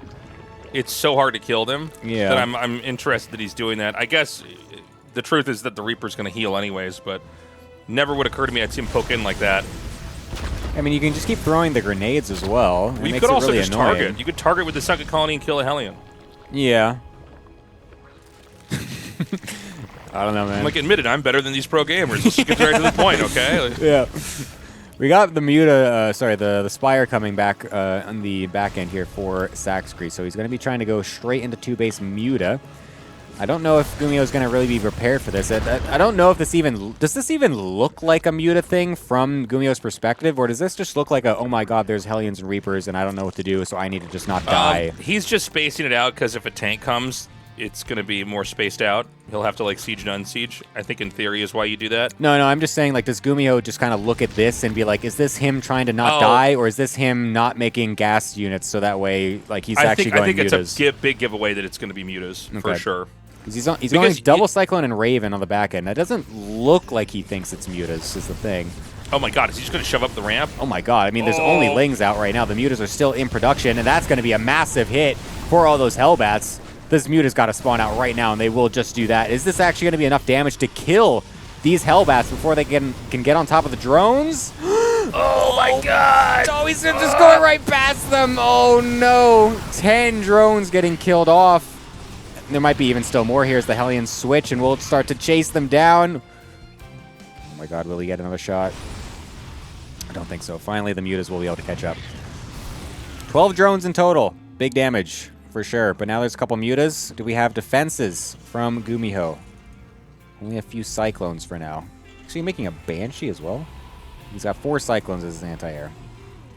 Yeah, let's see how they do against the Mutas. Whoa. Seems like pretty good. Oh my god. Yeah. Damn, all right. Well, that's one Muta down. You know, the Mutalisk is a staple unit in this matchup. It's interesting to see, like, it just get brushed aside so easily. Where StarCraft 1 Terrans get abused so badly. Artos is just busy making 12 turrets to defend 3 Mutas. And he's memorized perfectly. Dying doing it. Whereas Gumiho is just like, I make Cyclone, lock on, okay, thank you, bye-bye. Yeah, the Cyclone is really like a panacea for these Mutalisks, isn't it? Yeah. It's no problem. You just lock on and kind of move in that general direction, and you'll drive them right out. Banshee's going to come in here now, and there's actually... Is there a cloak? Did he get cloak with this? No, just a normal Banshee, uncloaked, but there's no anti-air ready to deal with this. Saxer not exactly prepared to see this coming into his natural, and we'll actually get a lot of drones, 5 in total, sorry, 6 in total, before it actually does get killed off here. So furthering the economic damage here for Saxer, as he's really going to have to find some amount of damage here, or just say, all right, I'm just going to all in on 2 bases. But since this drone is going out, looks like he's going to be taking a 3rd base, not going to be going for the all-in. So really needs to be finding some damage here with these mutas to even up the score here, because he is looking not too hot in this this first game of the second best of 5. He's going to expand up here at 12 o'clock. Generally, StarCraft 1 Zergs, they want to take another main. They want to have some kind of a bottleneck area they can control, but I think that doesn't really count versus a StarCraft 2 Terran because drops are just so powerful. It's a lot harder to drop a Zerg in StarCraft 1. And it's a lot riskier, too, where here I think it's just kind of part of the game. Now, that being said, it's just factories being made, so maybe drops aren't a factor here. I'm just seeing Cyclones. I did not imagine that this would be what we would have. I kind of thought it would be the same Terran composition we would have in a StarCraft 2 TVZ. Mm-hmm. But here we are. And the Firebats, the Hellbats, excuse me, are going to kill off this hatchery. No cancel. Yikes. Yeah, this is looking worse and worse here for Saxer. He's got a huge ball of Hydras, sending it right down the middle. And to be fair, Gumiho's army is completely unprepared for this. He did not see this whatsoever. So will he actually be able to kind of catch Gumiho off guard here? Gets a couple of Cyclones here at the front. But look at that range on the locked on. It's like so hard to actually get on top of anything, even though these Hydras are so fast. He's even going to get surrounded here now with the Hellions and the Cyclones coming from the top side and the reinforcing ones from the main here. This is looking like an absolute disaster for Saxer. And it is. Yeah, that's going to be a GG. That Cyclone, you know, that's cool they put a Battle Aces unit in this game. That's yeah, man. Yeah. It does look like a Battle Aces unit. It is a Battle Aces unit. David Kim saw that thing that he made. And he saw the Warhound and he saw the Cyclone from what he made in StarCraft 2. He's like, hold on, let me make a whole game about that. I can't believe that works that well against mutas. I guess it's like really self-evident when you see the units interacting, but yeah, you can just make Cyclones. That appears to be a bit of a problem. Yeah, I can't believe that he didn't even need turrets. The Cyclones were they're just so mobile. No, and most of that matchup for a StarCraft 1 Terran is just making turrets, like the whole time. Yeah. I've seen Artosis. And you're losing like half of the turrets. Like it's this crazy thing where you're just about to fall apart completely. Maybe 9 turrets. I should have made. Let's see here. Let me put the graphic back up here. I don't know what it is with my memory. I can never remember. Yeah, no, it's so hard. Dark versus TY is going to be next. This should be good. Saxery's already lost his game. So Team A is now 1-0 in the match 2 best of 5. Remember that Team B did win the last best of 5. So if you're wanting a super ace match, you're rooting for Team A right now. Look at my chat. Do you drink beer? This is a great this is a great series to have a great with. All right, listen, man. I'm not going to give you a breathalyzer right now, but let me tell you something. Don't drive anywhere tonight. Oh, my God. I put the lobby link in the wrong chat. All right, we're going to get into this next game. Oh, my God. $500. Upgraded. All right, Antabolic, have another shot. That's on me. Everybody in the chat have a shot. We're changing it up. Oh my god. Thank you so much for the generosity. That is so kind of you. Sick donation. Thank you so much. Thank you for giving Tasteless money and not me. You somehow have gotten a $500 donation every match. Yes. Wouldn't it be funny if that was me though? I'm just like I'm here on my phone. I'm like, okay, PayPal. I'm like, all right. What's the password for my second PayPal? I got to pay myself money again. Got to make myself look popular and strong on the stream. I got to make people think I'm doing all right. Really, it's a really sad secret I keep. What map is this going to be on? It's Oceanborn. Oceanborn. Okay. We're just waiting for Dark to mosey on in here. I don't actually know where he is. Dark, there's a second best of 5. Oh, he's right here. Okay.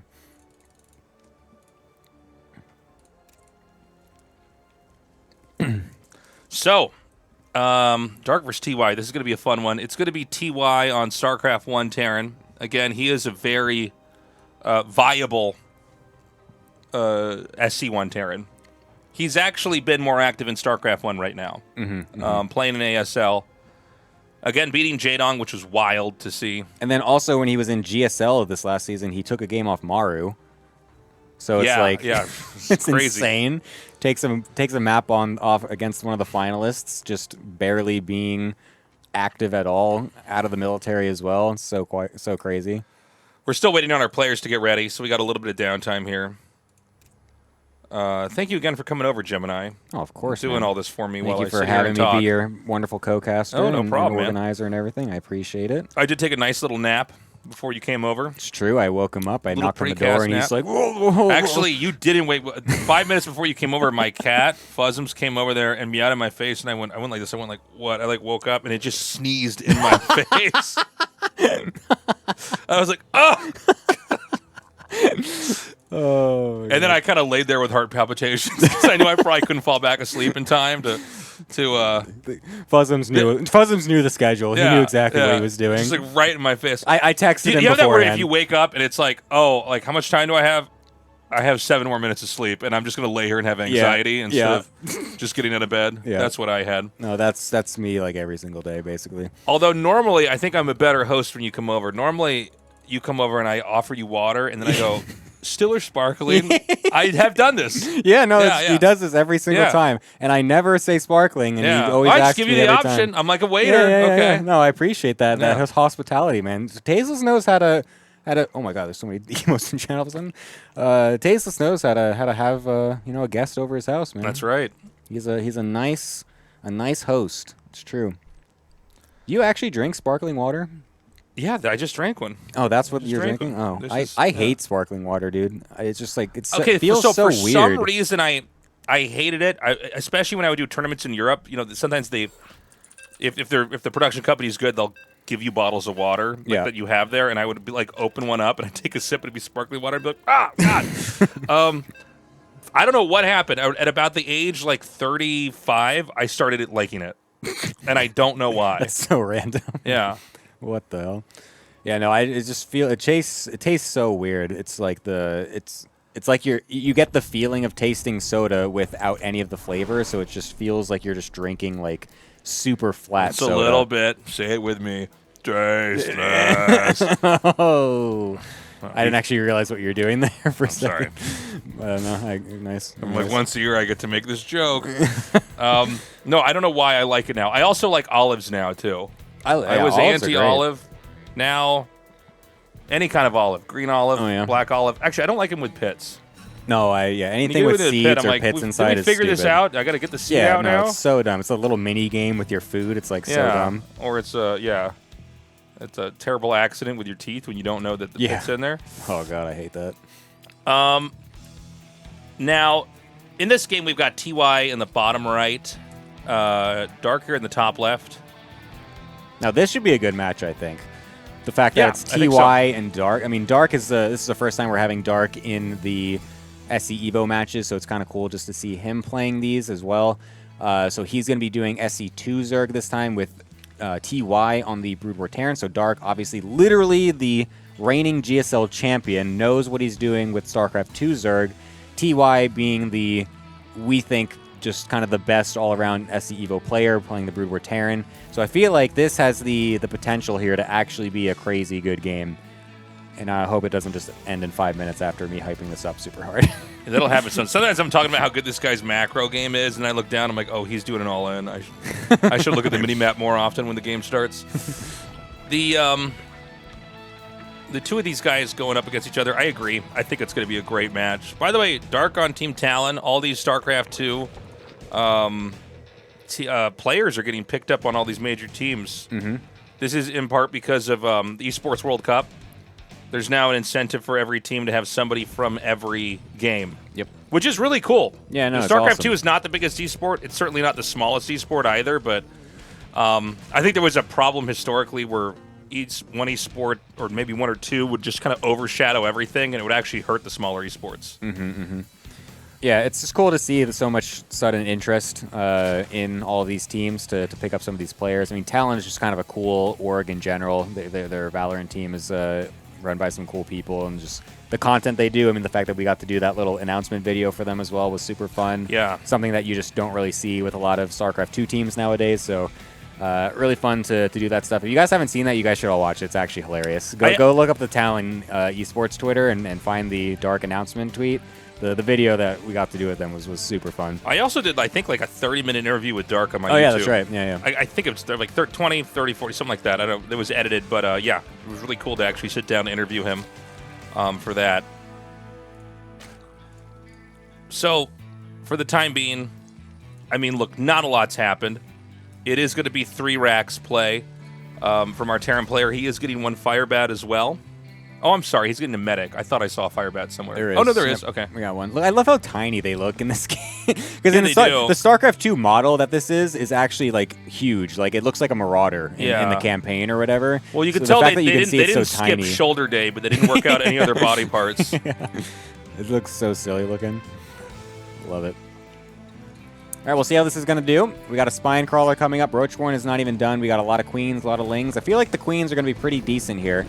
That's the thing that we don't really have to take into consideration with Brood War Terran versus Zerg, is that Queens are just kind of good defensive units. Losing that Overlord is actually going to supply block Dark, but, I mean, there's not that many Marines actually here, and with so many Queens, look, you can just kind of target fire the Marines down one by one. And yeah, look at that. There's no way this is going to work. There's, like, more Queens than there are infantry. Yeah. It's wild. Absolutely nothing there, except the single Overlord that was a little too far forward. 0 damage so far. Going to try to stim in a little bit towards the 3rd base, but again, the Queen's in position. We got Lings also to buffer a little bit, maybe go for a surround, but without Ling speed, they're not going to quite be able to do that, but Dark's sitting pretty. Yeah, he's looking really good. I didn't appreciate how you could just basically fight this with Queens. The Queen's range is so crazy that the Marines are actually the victim of the kiting for like the first time ever in StarCraft, which is kind of funny to see. What's this? Oh, that's the Siege Tank upgrade. Okay, so the Siege Tank upgrade is getting put down, so we're going to get Bio Tank as the follow-up here for TY going into this. That's the range upgrade for the Marines going to be coming in, so that will be all set in here, so that'll give them a little bit more range to deal with. Not something that we get in the StarCraft 2 Terran. That'd be kind of crazy if Marines had an upgrade for their range of all things, and StarCraft 2 would make them even more insane.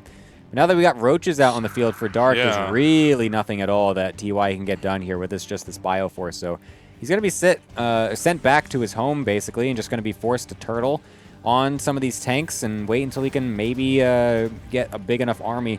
Is he going to maybe try to just go for one of those huge 2-base pushes? Because I remember Cure did this back in one of the other ones that we did, where he just literally sat on 2 bases for like 15 minutes and then had this massive death push that actually almost won the game, even though he was looking like he was kind of just losing the whole game before that.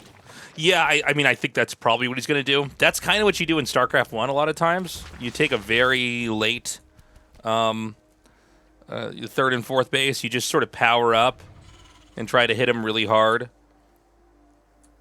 And I think that's probably what we're going to have. It can be a kind of slow game from the Terran's perspective. The question is going to be, how does a StarCraft 1 ground Terran composition... Well, this is also fine. You could take a 3 base and just power up. It's just a different way to play. But,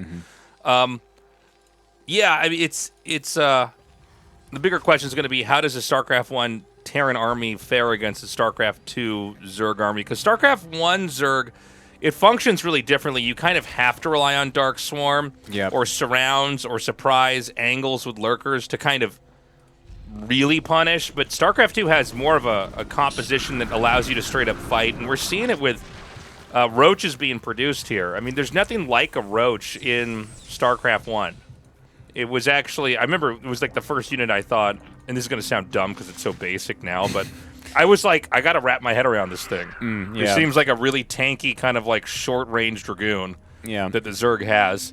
And I think when they designed it, they wanted they wanted Zerg to have something that was more of a kind of a battling unit. But I feel like some of the games I've seen of SC EVO, and obviously there's not that many games out there, we're all still kind of learning it, but it does seem like sometimes StarCraft 1 Terrans can just get smashed by StarCraft 2 big Zerg armies.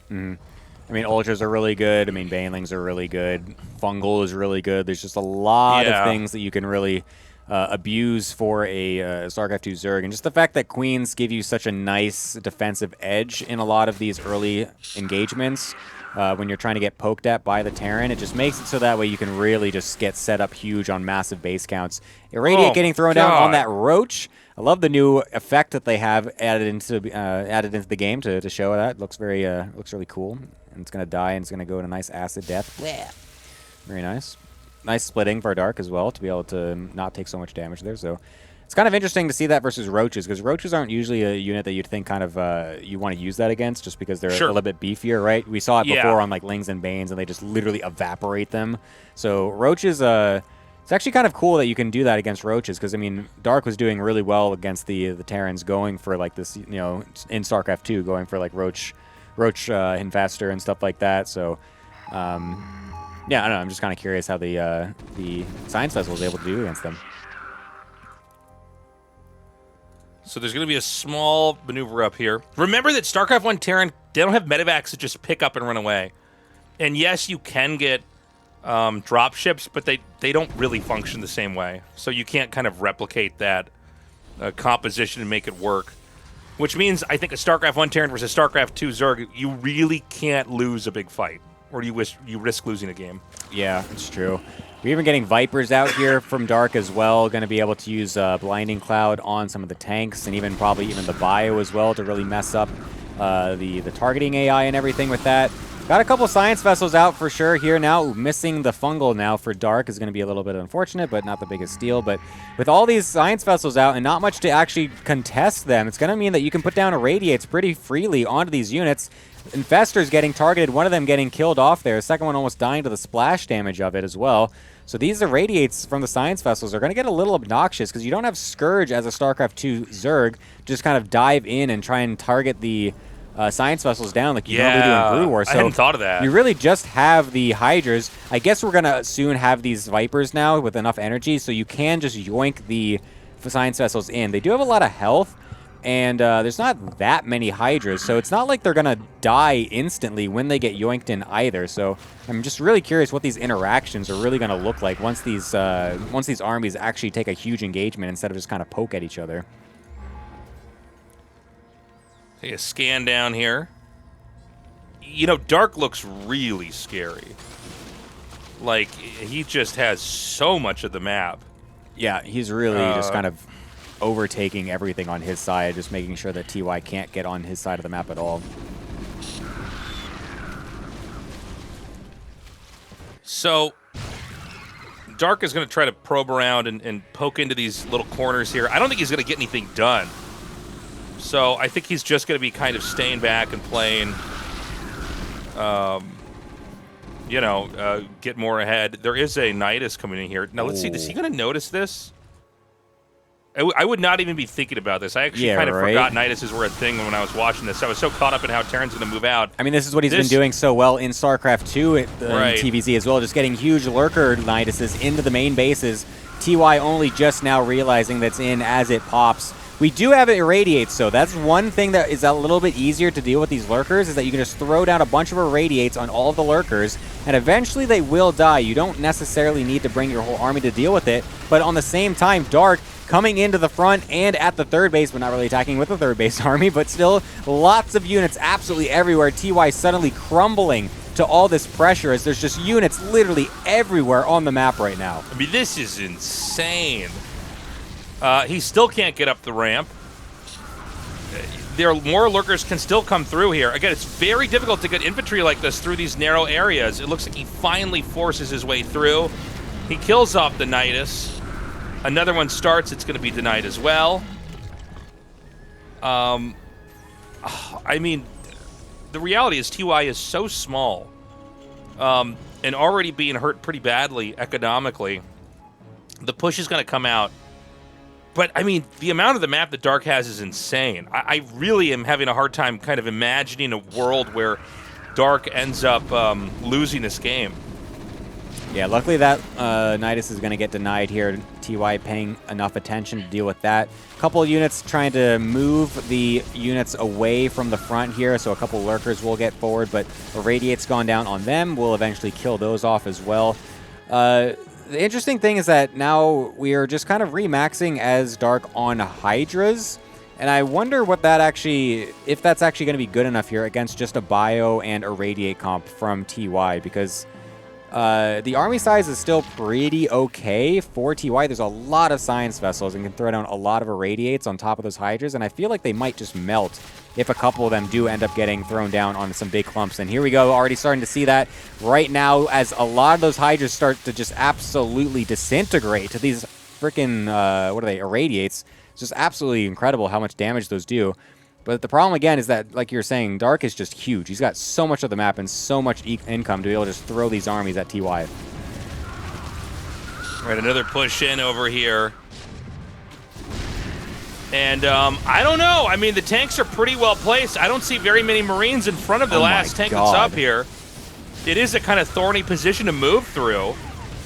But, you know, as long as there are tanks that are out of range of the Lurkers and the Lurkers can't advance any further, I think that maybe TY can actually hold. Yeah, I mean, there's Irradiates. They're doing so good. That front line of Hydras got evaporated, like I was saying. The Irradiate plus the Marine Stim plus the tanks. It's all that's left of the Lurkers, and they're slowly going to get picked off again by the Irradiates. There's so many Science Vessels. Look at this. How many is this? There's 12 Science Vessels on the map right now. TY forces that push back. He can't quite secure this forward position because it's just a little bit too difficult to keep his units split up here. And there's just one Lurker actually getting some pretty decent shots on this Marine ball here. We'll be able to run away there. But, I mean, this is getting a little bit difficult for Dark to actually push in. I think he really needs to do more of these Nidus plays to really try and split up the army, because going for this huge frontal push is actually not going that well with how many Irradiates are out on the field. Oh my god, onto the choke point as well, as they're getting huge splash damage on all these Hydras. It's so hard to go up to these chokes as the Zerg player here. Yeah, you can see that if there's enough vessels and even just a couple of tanks, it's kind of hard to advance that position. But when I look at this big picture, I think what I worry about here for Terran is that Terran is not really doing anything to the Zerg. And, you know, we talk about TVZ and StarCraft 2 a lot about, like, in this map, as an example, you could cut this map in half diagonally from the top right to the bottom left. And, like, yeah, Zerg might run out of bases here, but maybe Terran, and if it's StarCraft 2 for StarCraft 2, maybe Terran can catch up and take their whole side of the map. I'm starting to see a world where maybe Dark even starts to expand to the bottom here. By the way, another Nidus. Is TY going to notice? Yeah, there's a big fight going on in the middle of the map here, which is distracting TY just for a little bit, but it looks like he is sending stuff into the main base as he does realize it. Will finish the Nidus, but I don't think anything's even loaded up, so it will not really be able to get any much out here. Just a couple of Lings, so they just die one by one. Never going to have Lings come out first, man. Yeah. Going to have a Nidus. A bit unfortunate Get there. Something tankier to come out and draw the shots away. Well, I mean, this is turning out to be a pretty dramatic game. The Vipers are using the StarCraft 2 version of Irradiate onto the Science Vessels. How do you like that? A little bit of taste of their own medicine here. I like the dying animation that they have as well added into there.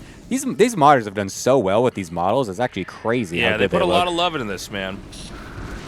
We've got Terran stimming and moving out. This army is huge. I don't think Dark can actually fight this army. Well, let's see. I mean, this is the first time we've actually had Terran on this side of the map, maybe since the very beginning where we saw Queens kiting Marines. But, I mean, this is starting to do a lot of damage. There's a lot of infrastructure, a lot of tech right here at the natural. Lurkers are scrambling to go back and try to help defend. Oh my god, there's just Irradiates and Blinding Clouds everywhere. It's like so ridiculous. All these freaking effects all over the place. Lurkers coming in from the bottom to try and get on top of this Marine ball. And they're going to be able to get on top just a little bit here, but oh, now that the Irradiate energy is actually gone as well, it's going to allow these units to really kind of push forward and combat this. There's still a couple Lurkers ransacking this third base as well from TY. This army is just so weak from everything. There's like only medics here. There's only a few Marines really, but they're still getting some damage done. These supplies in general are also so insanely even after all of this. What a scrappy, ridiculous game this is. Yeah, back at home for TY, though, I mean, he's lost his base just outside of his main. It looks like he's basically on 3 bases. He is pushing out. He's doing a lot of damage. Dark is in a really fractured spot. He's going to try to come up here and save this last base. At the end of the day, It's going to be a dark victory. I think long term there was really no way for TY to match the growth that we saw that Dark just had there. No, that was a great game. I think the counterattacks constantly out of Dark was what really did it there, because if he wasn't actually sending off those lurkers to the third base and stuff like that towards the end, I think TY actually just busts him, because his army for that time was actually super strong and really big, and just getting irradiates on top of everything was doing really well for him. Dark was like super split up. He was losing bases here and there, but destroying the economy from TY as well at the same time made it so that way he can actually just barely scrape enough units in to be able to defend initially, or finally at the end there. So yeah, really close there at the end though for Dark and TY. Yeah, it's that does seem to be like a tough matchup. Like the more we see it, StarCraft 1 Terran versus StarCraft 2 Zerg, maybe the play is to just not go for a long game.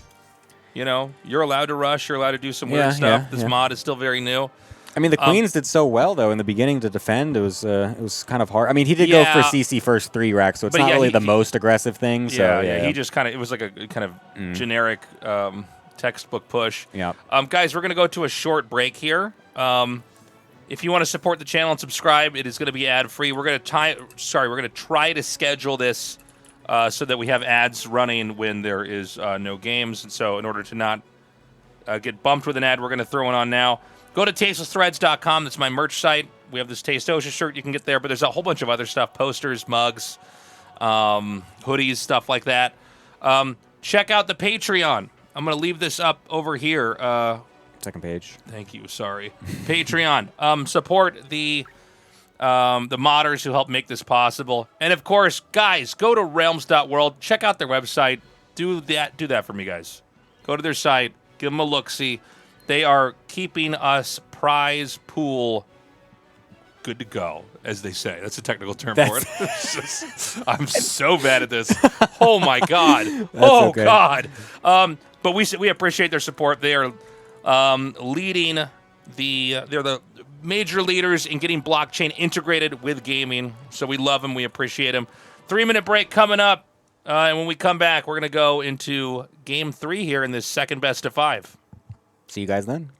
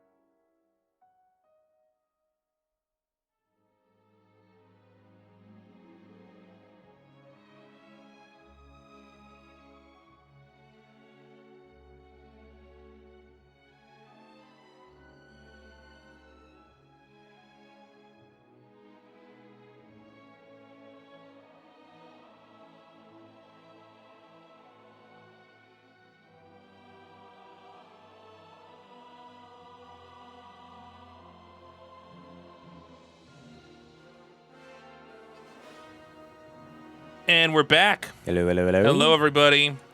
It has been such a great event so far. You can see our lineup that we've got right now. By the way, special thanks to Caster Muse for making these great graphics for us. Yeah. We are right now going into Game 3, MC versus Classic. I'm so hyped for the PvPs, man. I love the PvPs. I have had a lot of fun with these PvPs. It is,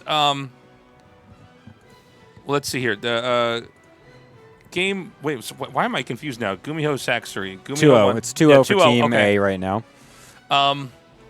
So it's going to be MC Classic. Yes. And God, I hope we get to see Hyun MVP. Oh, my God. Please. I hope. Please, please, please, please. Please, Gamer Gods. Gamer Gods, give us please MVP. Please smile upon our tournament, Gamer Gods. And we're waiting for everybody to get into those games. Get into that game right now. Shoutouts to Indy as well. Casting this in Polish right now. And, yeah, I think looks like we're actually basically ready to go. It's going to be MC over here on the StarCraft 2 Protoss and Classic doing StarCraft 1 Protoss. Yep. So, yeah, I think PvP's been maybe the most interesting mirror matchup that we've had. Yeah, I think so. It's just like so interesting how the two styles clash with how aggressive the builds are and how various they actually are as well when it comes to StarCraft 2's side of things. Yeah. And so just the interactions are very interesting here. And, I mean, Classic is the one coming in as the Brood War Protoss here, and MC being put on SC2. So this is extra interesting for me because I feel like, so far it's been the StarCraft 2 sides have been doing extremely well. And so now, especially for this one, yeah. And so now MC being the one on the SC2 side, but being the person that is not up to date with the general normal SC2 meta, what's going to happen here now with Classic being someone who's very well versed in what StarCraft 2's PvP looks like right now. Yeah, on top of that, it's true in StarCraft 1 PvP, like Dragoon, Reaver is just, it's hard to not go for that. It just makes too much sense. Yeah. I think it's still true for StarCraft 1, PvP versus StarCraft 2, Protoss. I mean, it's just, so I think almost 100% we're going to have that, but I do think DTs are not out of the question as well. We still haven't seen any DTs in it's a any little of weird. These games. Yeah. It's so wild. I feel like it would be so good because no one's going robos in these PvPs and no one's going for super fast detection in general in some of these games. I don't know, man. Maybe we just like the DTs too much. I don't know. I've had this before where Atosis and me like decide that there's like a way a matchup's supposed to work, and we just keep talking about it, and we go through a whole tournament, and it's like, well, they never did it, so either we're geniuses and we should get out of this casting thing, or they know something and we don't. Yeah. All right, top left of Retro is going to be the Red Protoss as the StarCraft 2 Protoss as well. It is going to be MC. Bottom right, playing Brood War Protoss, it is Classic.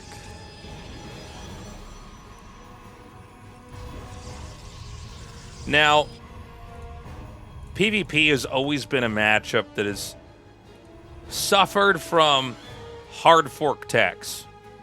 There's not a really easy way to kind of get everything you want and get away with it in PvP. It's like a matchup where it's impossible to do something without sacrificing something else. You might think that's true kind of in general in StarCraft, but I think it's more true in PvP than any other matchup. And Protoss in general, I mean, I think when we get these memes about Protoss being cheesy and, where does that come from? I think it comes from the other players' surprise and shock at the insanely different techs that Protoss can get into really quickly. Yeah. That's true for StarCraft 1. It's true for StarCraft 2. Yeah, I think it's also extremely interesting now considering the fact that both these players are choosing to one-gate expand as well. Like, given how many aggressive options that are actually available and how volatile this matchup can be, both of them on the 4-player map deciding to take the gamble of going for a one-gate expand. And, I mean, it's going to play out pretty well, I think, for Classic here at first. because of just the fact that he was maybe a little bit faster on it, has this faster cyber, maybe has a bit of a tighter build order in terms of what he wants to do here, especially going for the second gateway as well. So he might even be able to get some extra aggression, because the extra range here for the Dragoons are going to be pretty good, I think, against what you might be able to get out as a StarCraft 2 Protoss as well. You know, one thing to note is that we have fast expanding in PvP. We do not, whether it's StarCraft 1 or StarCraft 2, oftentimes have games where both guys fast expand. Like, if you think back to all the PvPs you see, usually it's like one guy seems to be the aggressor, the other one's trying to get a base up a little bit more quickly. So I don't think we've had this happen in SC EVO yet. Yeah, at least not in the PvPs, that's for sure. And I think, like I said, this is going to be a little awkward here for MC, because he's going to have an Adept and a Stalker coming out one at a time out of this gateway with a Robo only halfway done. And he's going to have a lot of Dragoons just in his face with range finished extremely quickly. And I'm not really sure that you actually can kill these Dragoons with just a few gateway units. He doesn't even have a battery finished yet. He didn't even make one yet. Oh my god, I think MC might just die. I think yeah, this is looking really bad. Dragoons are better than Stalkers, by the way. Yeah, they're just straight up good. The surround micro is actually pretty good for MC, but I'm amazed that Classic actually gets out of that. That was wild. I can't believe this Dragoon's alive. The Immortal is going to be coming out. This is so critical. If this Immortal can stay alive, oh, the speed of the Stalker, is it actually fast enough? Oh, it does get it. The battery is finished as well. Okay, I think MC might actually be okay here. With this battery actually finishing, with the Immortal actually coming out, I think he should be okay here to actually keep himself alive until he can get Warp Gate and a couple extra gateways up. Wait, unless the battery just dies immediately? Holy crap, they do so much damage versus batteries. Yeah. What the hell? Yeah, that's actually... That's insane. That's funny. I don't think I've really watched them actually fight batteries, but... The Immortal's going to help, but I'm not sure. How good exactly is an Immortal versus Dragoon? Oh my god, it outranges it! Yes, that's what this is what I was saying. The range is insane. Stalkers and Immortals both have only 6 range. I didn't realize it could outrange it and basically not be hit, though. Oh my god, it's insane. Unfortunately, he's only got a couple more coming for now, so he's not really going to be able to fully bust on through, but this is giving Classic the freedom. Just expand to a third base really quickly behind this. He's getting his Robo Bay up and a shuttle, so he's going to start to be able to do it with Reavers as well. Look at this. He can just kite these Immortals from all the way back here. Where have you seen Immortals get kited, except for, like, by Colossus or something? Yeah, no, it's so wild. It's an odd interaction to see for sure. We are going to go into Reaver tech, by the way. Classic is both further ahead, and I think it's going to basically just have better tech. I don't think the Immortals are really necessarily good versus Reavers. I think you can kind of just avoid the Immortals entirely. You could just shoot your Scarabs and pick them up and run away. Yep. It's going to be really hard for the Immortals to just get on top of them because they're going to be so far back. Do we eventually get, like, Speed Zealots here too, or is it going to be just pure Dragoon Reaver? I mean, you can. It seems like in SC1 PvP, you will eventually have Speed Zealots. I think you want to basically get your Templar tech a little bit later on. You want to get Psystorm. You want to have... Basically, in StarCraft 1 PvP, it's like Reavers are mid-game tech and sometimes early-game tech, but Psystorm really is kind of the penultimate late-game tech. Psystorm allows you to actually win big fights, and it also punishes Reavers because they can't just stay somewhere. They have to be picked up and moved around. Sure. Where before that, the Reaver is basically the thing that kind of dislodges the other player's position. Finally, we're going to get a scout here by MC onto this third base, so we will actually realize just what his economic situation is here, and it's definitely not a good one for him, as his third base is not even started. This is already close to fully mining on the minerals here. And he's been really just kind of sit back, stuck on 2 bases, going for a bunch of tech and upgrades all at the same time. There's one Reaver already out here trying to destroy some of these Stalkers, but I'm not sure that's actually the best move here by Classic. He's trying to really what the hell was that? Oh my god, it boomeranged around. He just took the scenic route onto those freaking Stalkers to kill them. It's insane. But, I mean, nice micro here from Classic to actually keep that alive and not get surrounded by those Stalkers. He's going to have to be a little bit careful now that Blink is about to finish, though. Oh, Disruptors versus Reavers. Done! Yeah. That gets the Reavers better there. Oh, yeah, I guess we got to the bottom of that one. Yeah. Unfortunately, the Stalkers were also positioned on the top, so wasn't quite ready for those. But oh, wow. Yeah, Gravatic Drive is just now going to finish here for MC. But, I mean, he just can't take this third base. He's been denied from this third for so long.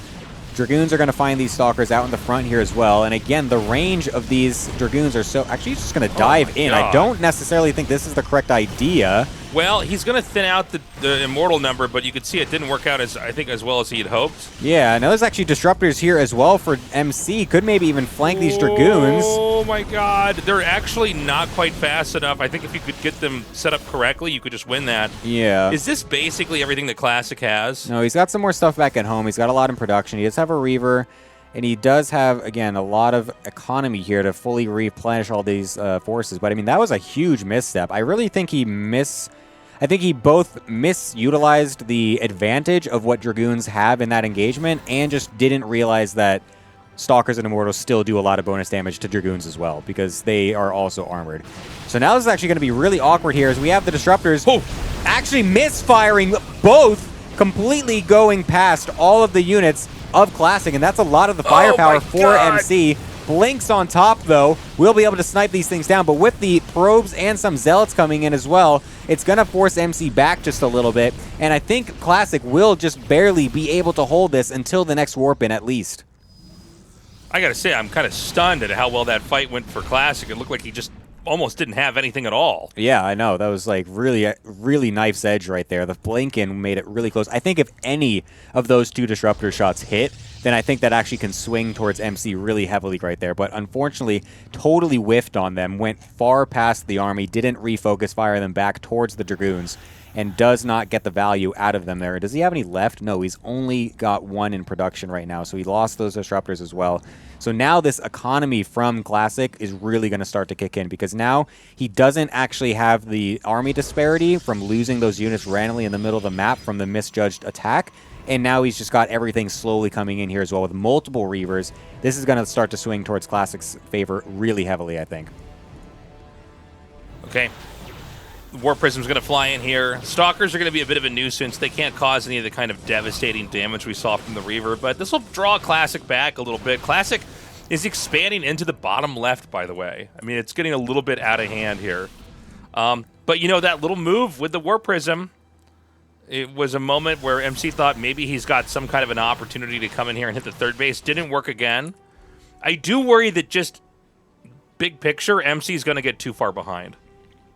Yeah, I mean, his third base has been mining. It does not even have full saturation either. He's just kind of been super behind on the eco. You can see it's got double arrows pointing towards the bottom here for his Classic side. So the econ is sick. Oh my god, the flank of the Reavers forcing the Stalkers to blink back into the Reaver shots was kind of sick. Unfortunately, the splash damage didn't end up doing all that much, but he actually saved both the Reavers as well. Just a nice overall slick micro move by Classic right there. I love that setup. I mean, that was beautifully done. By the way, we have games where people will make like 2 shuttles and Reavers in StarCraft 1, but it's really hard to pull off. I think it's not hard to pull off in SC EVO. Yeah. It just seems like it's easier to do things because the engine's better. So, like, you can really push. And also, Retro, like the map we're on, it is... Oh my god, it finds a way. Oh my god, and we got another one over here as well. Again, flanking. That one was a bit unfortunate, or a bit accidental, but Jesus Christ. That damage is wild. Oh my god, that was insane. I can't believe how much damage it did. I mean, Dragoon Reaver just seems too good. Yeah. This was one of the first powerful comps in StarCraft, by the way. I'm talking like 1998. Like, people were like, hey, if you like put these things together, you can kind of do anything. They did it. They got DTs. The first time we've seen DTs, but unfortunately the splash damage from the Reaver accidentally killed them without vision. Is there no observer here? I guess there's still one DT. There's one, but yeah, no observer, but that was actually really funny. There's like a zealot that rushed forward, and then the Scarab just killed the DT from the backside. That's so funny. Wait, is that... Oh my god, they both have DTs! They both did it! Yay! They finally did it. We asked for DTs, and they both decided to do it. It's funny. I mean, you know, when you see this many shuttles and Reavers being made, and of course they're just that strong, a DT is going to be able to punish. And, yeah, I guess we finally got what we were talking about here today. I mean, yeah, this fourth base is going to get totally knocked down for now. I mean, there's no detection. The cannon got focus fired. There's no warp-ins either. You can't just warp in some units to deal with this, and you have to wait a long time for an observer to walk over, and he doesn't even have one en route either. I think he's just going to ignore this base and just try to go for the kill, because his army is huge. Yeah, his army's... Oh, he just lost the shuttle and the Reaver. Nice focus fire there, but good split as well from Classic to be able to get away from that disruptor shot. Much easier to dodge than the Reaver shots for sure. But the Stalkers are actually still doing a lot of damage. He's actually got +2 on his Stalkers. So at Classic, maybe misjudging this fight, doesn't have the rest of his army with him. It doesn't have those crucial Reavers here to really swing the sides of this battle, and finally getting those shots is absolutely huge as the Zealots come in as well. Massive for Classic. That was another nice PvP. I'm telling you, dude, these PvPs don't miss. We need to make our own RTS game that's just PvP. It's just PvPs all day. And the YouTube viewership will be terrible. Yeah, it'll be bad, but we'll know it's actually good. We're right and they're wrong.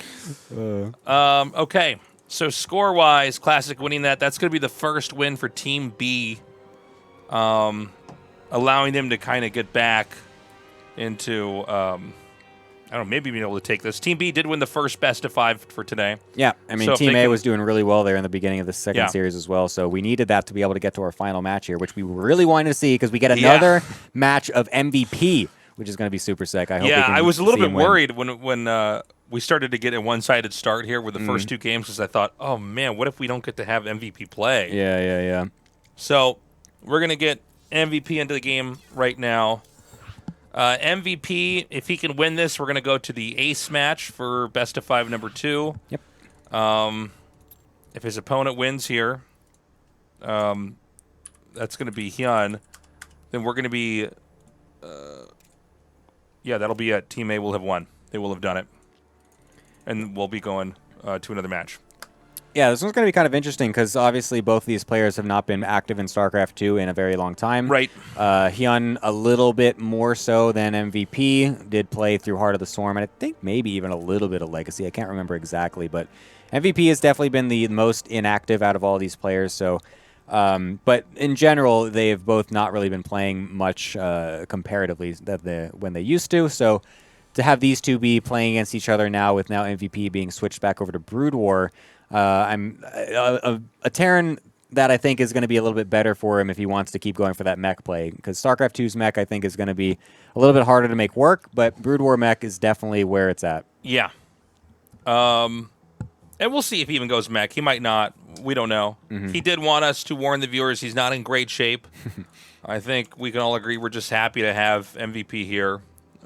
Yep. One of the most iconic StarCraft 1 players of all time. And so, just real quick here, throw up the bracket for you guys. So you can see we're at the Hyun MVP match. This is match 2 in the second best of 5. Team B won the first best of 5. If Team B can win here, again, we will not be going to the ace matches, but I think we'll probably end up going there. Right now, Team A is looking pretty good here in best of 5 number 2. And I would say MVP is probably the weaker player here. Yep. Out of the people we have in the lineup. Yeah, that's right. Oh, yeah. If Team A wins, then yeah, we are going to the Super Ace match. That's right. Nice. God, dude. Super Ace match. Yeah. The Giga Ace match? Yes. The Omega Ace match. The Omega Alpha Sigma Male Ace match. The Sigma Male Grind Ace match. You ever see that stuff on Instagram? It's like Sigma Male Grind. It's like yeah. It's like teaching you how to be an alpha male, and it's like just like pictures of the Peaky Blinder guys. Like it's just some guy telling me I got to grind harder, and he's just on a yacht wearing boat shoes. I'm like, oh, all right, my bad. Just be better at life. Be better, Smoke man. cigar. Yeah. Oh my god. All right, we got it ready. MVP versus Hyun. I'm excited. I want to see what MVP can throw at. I really want to see if he can win. That'd be cool if he won, but it would also be cool if we go to the Giga Alpha Male Sigma Male Grind match, dude. Ace match. Yes, the Ace match. Hopefully we get there. We're going to be on Site Delta here for map number 2. Okay, it's loaded up. I was wrong. All right. Oh, you missed the timing. They need another countdown after this countdown. They need it to load up, then count it down. Then both players have to click ready, and then you should start. I do actually like that they did add the little countdown at the beginning. I'm actually quite a fan of that as a Starcraft 2 No, I'm fine grinder. with it. I'm fine with it. Yeah. At first, I thought it would be annoying to deal with, but I actually kind of like how it does give you that couple seconds. I'm just mad it's throwing my game off as I'm trying to get these scenes changed. Your production chaos. levels are not quite up to speed here. All right, we got MVP as the Brood War Terran over on the bottom right-hand side of Site Delta with his opponent Hyun playing StarCraft 2 Zerg over on the top left. No early pool shenanigans out of Hyun. He's actually going to play it straight up. We're going to go right for a hatchery first. So MVP, the one actually going for a double barracks right off the bat here. Not proxied, just in his base. And a gas. Does he think he's playing StarCraft 2 Terran and is trying to go one base Reaper? I hope not. What could he be doing here? What is this? Double racks gas? Wait a minute. Yeah, what is this? What could he be doing? Is he rushing, like... Is he going like an academy rush? No, he's StarCraft 1. Yeah. Okay. Then he's just going to do a 2 racks Marine Rush. Why do you need gas? Because you want medics. Sure, okay. So you're just... It's a very straightforward... it's an old build. Basically, this is like the first month Brood War came out. This was like the build you did. Oh, yeah? Yeah. 7th grade Tasteless rocked this build. And I think the idea is that the StarCraft 2 Zerg that's probably growing pretty fast, you might just blindside them. Yeah. I mean, this is 3 hatch really quickly here. No gases out of Hyun, just going straight up macro. Maybe TY has been cooking something. Maybe Chicken Man's onto something here. Maybe TY gave him a little something. Yeah. Maybe slipped him a little note. Yeah. So 2 racks in main. Don't come to Site Delta tomorrow. All right, so he's getting stemmed. So, yeah, I mean, this is just a very straightforward old, we don't know how to expand yet, Brood War game build. We don't know how to expand we yet. tech it a science vessel, and then we wait until we're almost out of minerals, and we go, well, I should probably float my command center down to the natural. Hyun's going to find that, though. He sees there's no CC there, and that's going to ring some alarm bells pretty heavily here, I think, because we're going to be starting to get some spines out. I wonder if Hyun realizes just how good queens are in StarCraft 2. I don't remember if he was around when the full-on mass queen styles early on were. I can't remember exactly. My timeline's off. But I feel like a couple of queens, a couple of lings, a couple of spines. Feel like it should maybe be enough, but I don't know. We haven't, I guess, seen the full-on one-base version of this yet. Yeah, I don't. We did see this from, I think it was TY, like when Freaka TV did the sponsored match, but now that's a little hazy in my memory. But, I mean, the real dilemma for Zerg is there's 2 different spots you got to defend. Yeah.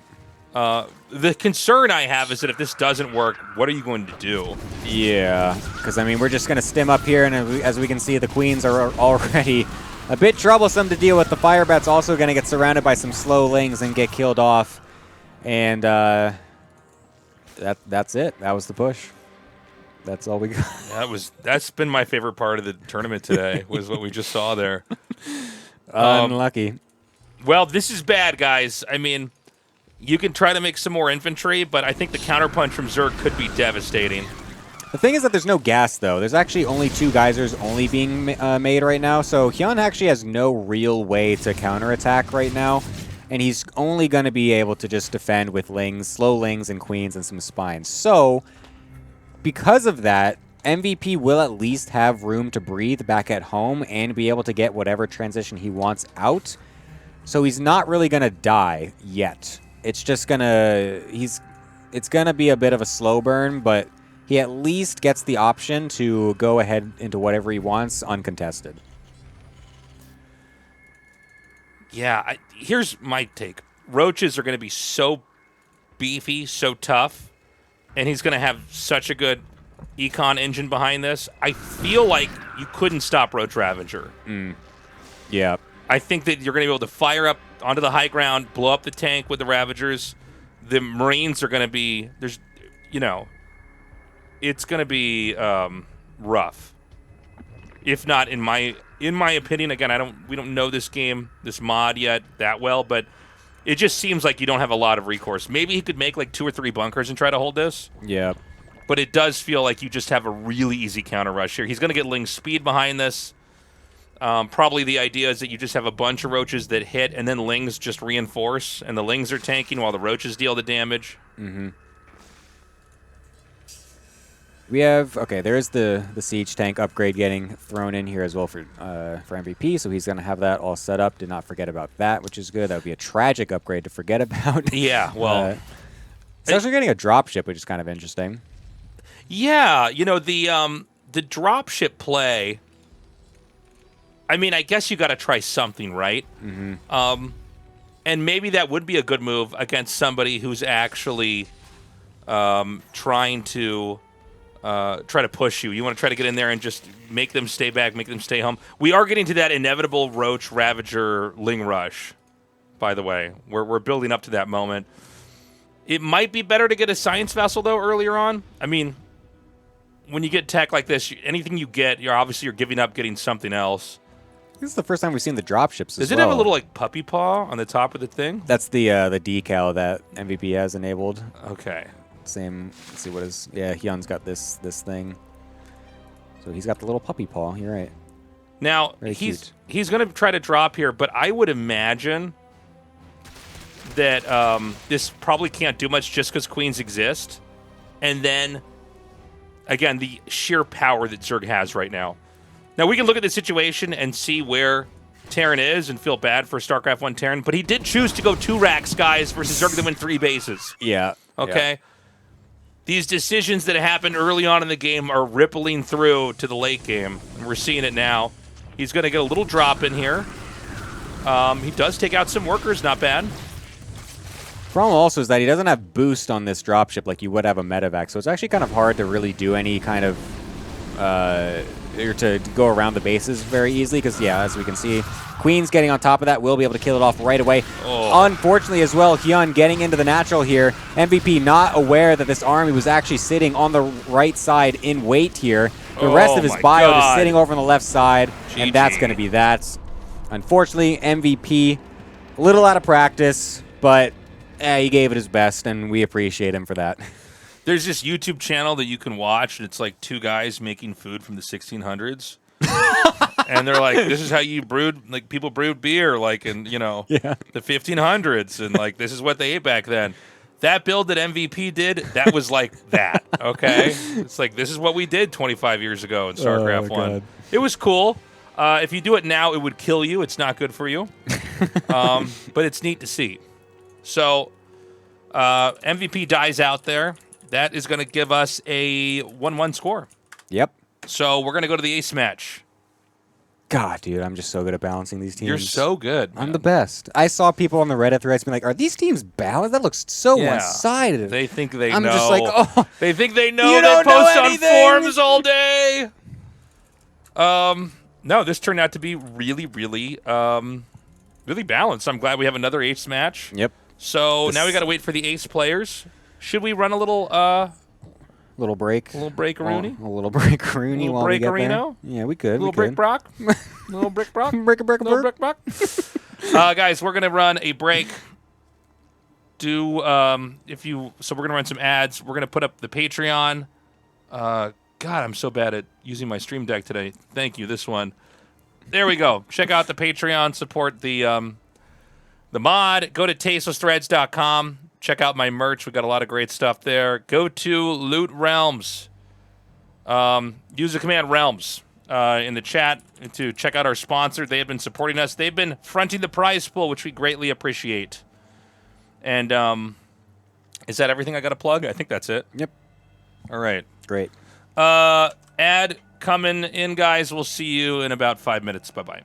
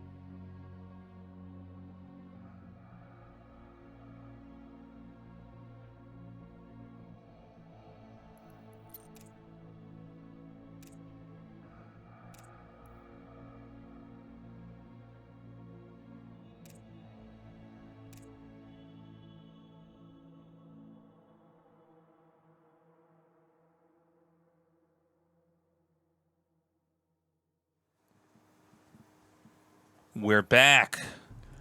Hello, everybody. Hello. Hello. Hello, hello, hello. Thank you for waiting. Gemini.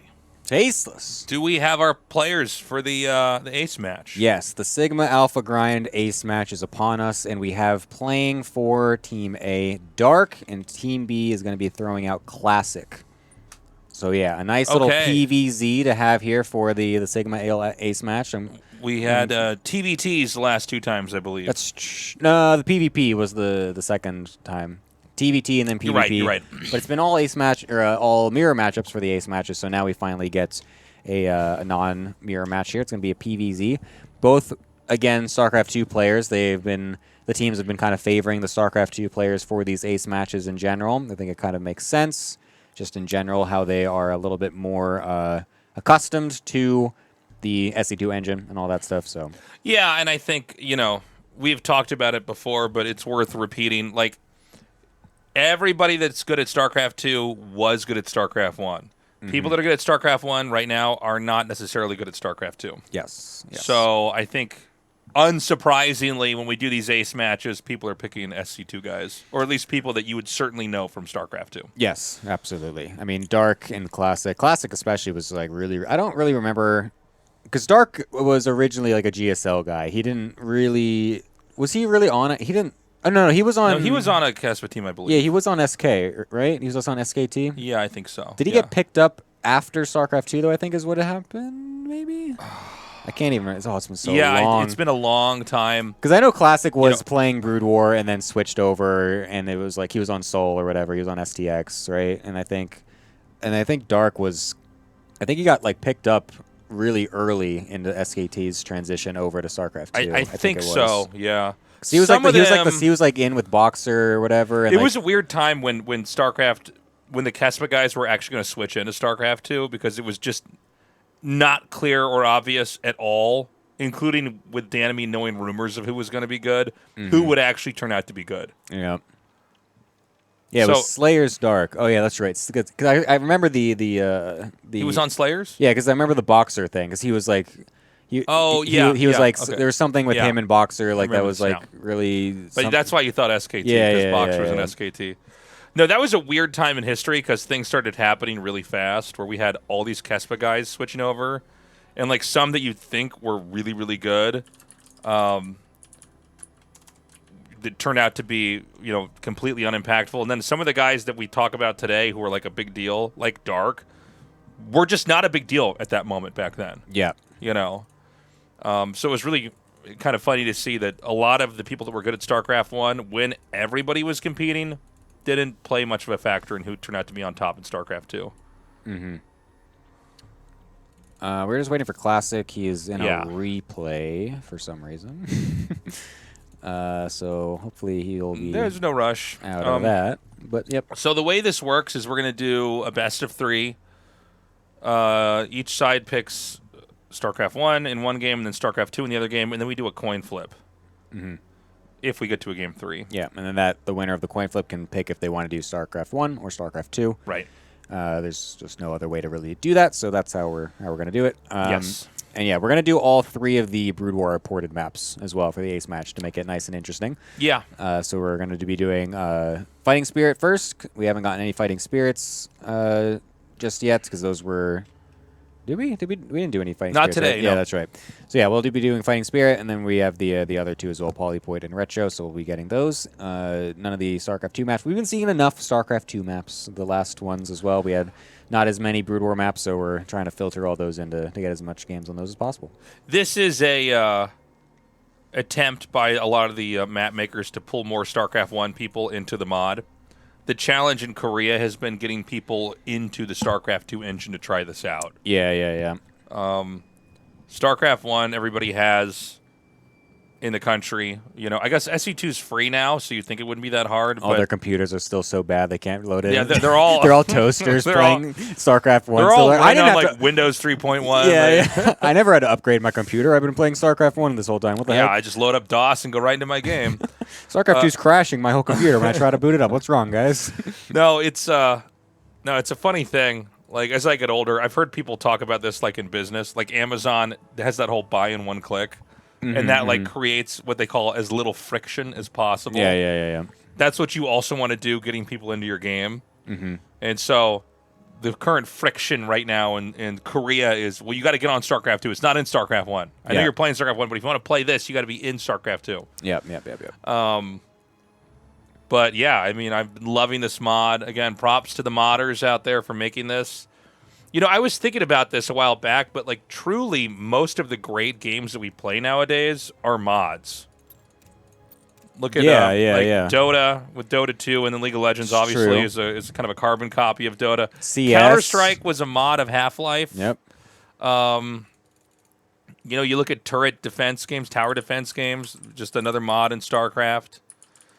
Modding plays a massive role in gaming as we know it.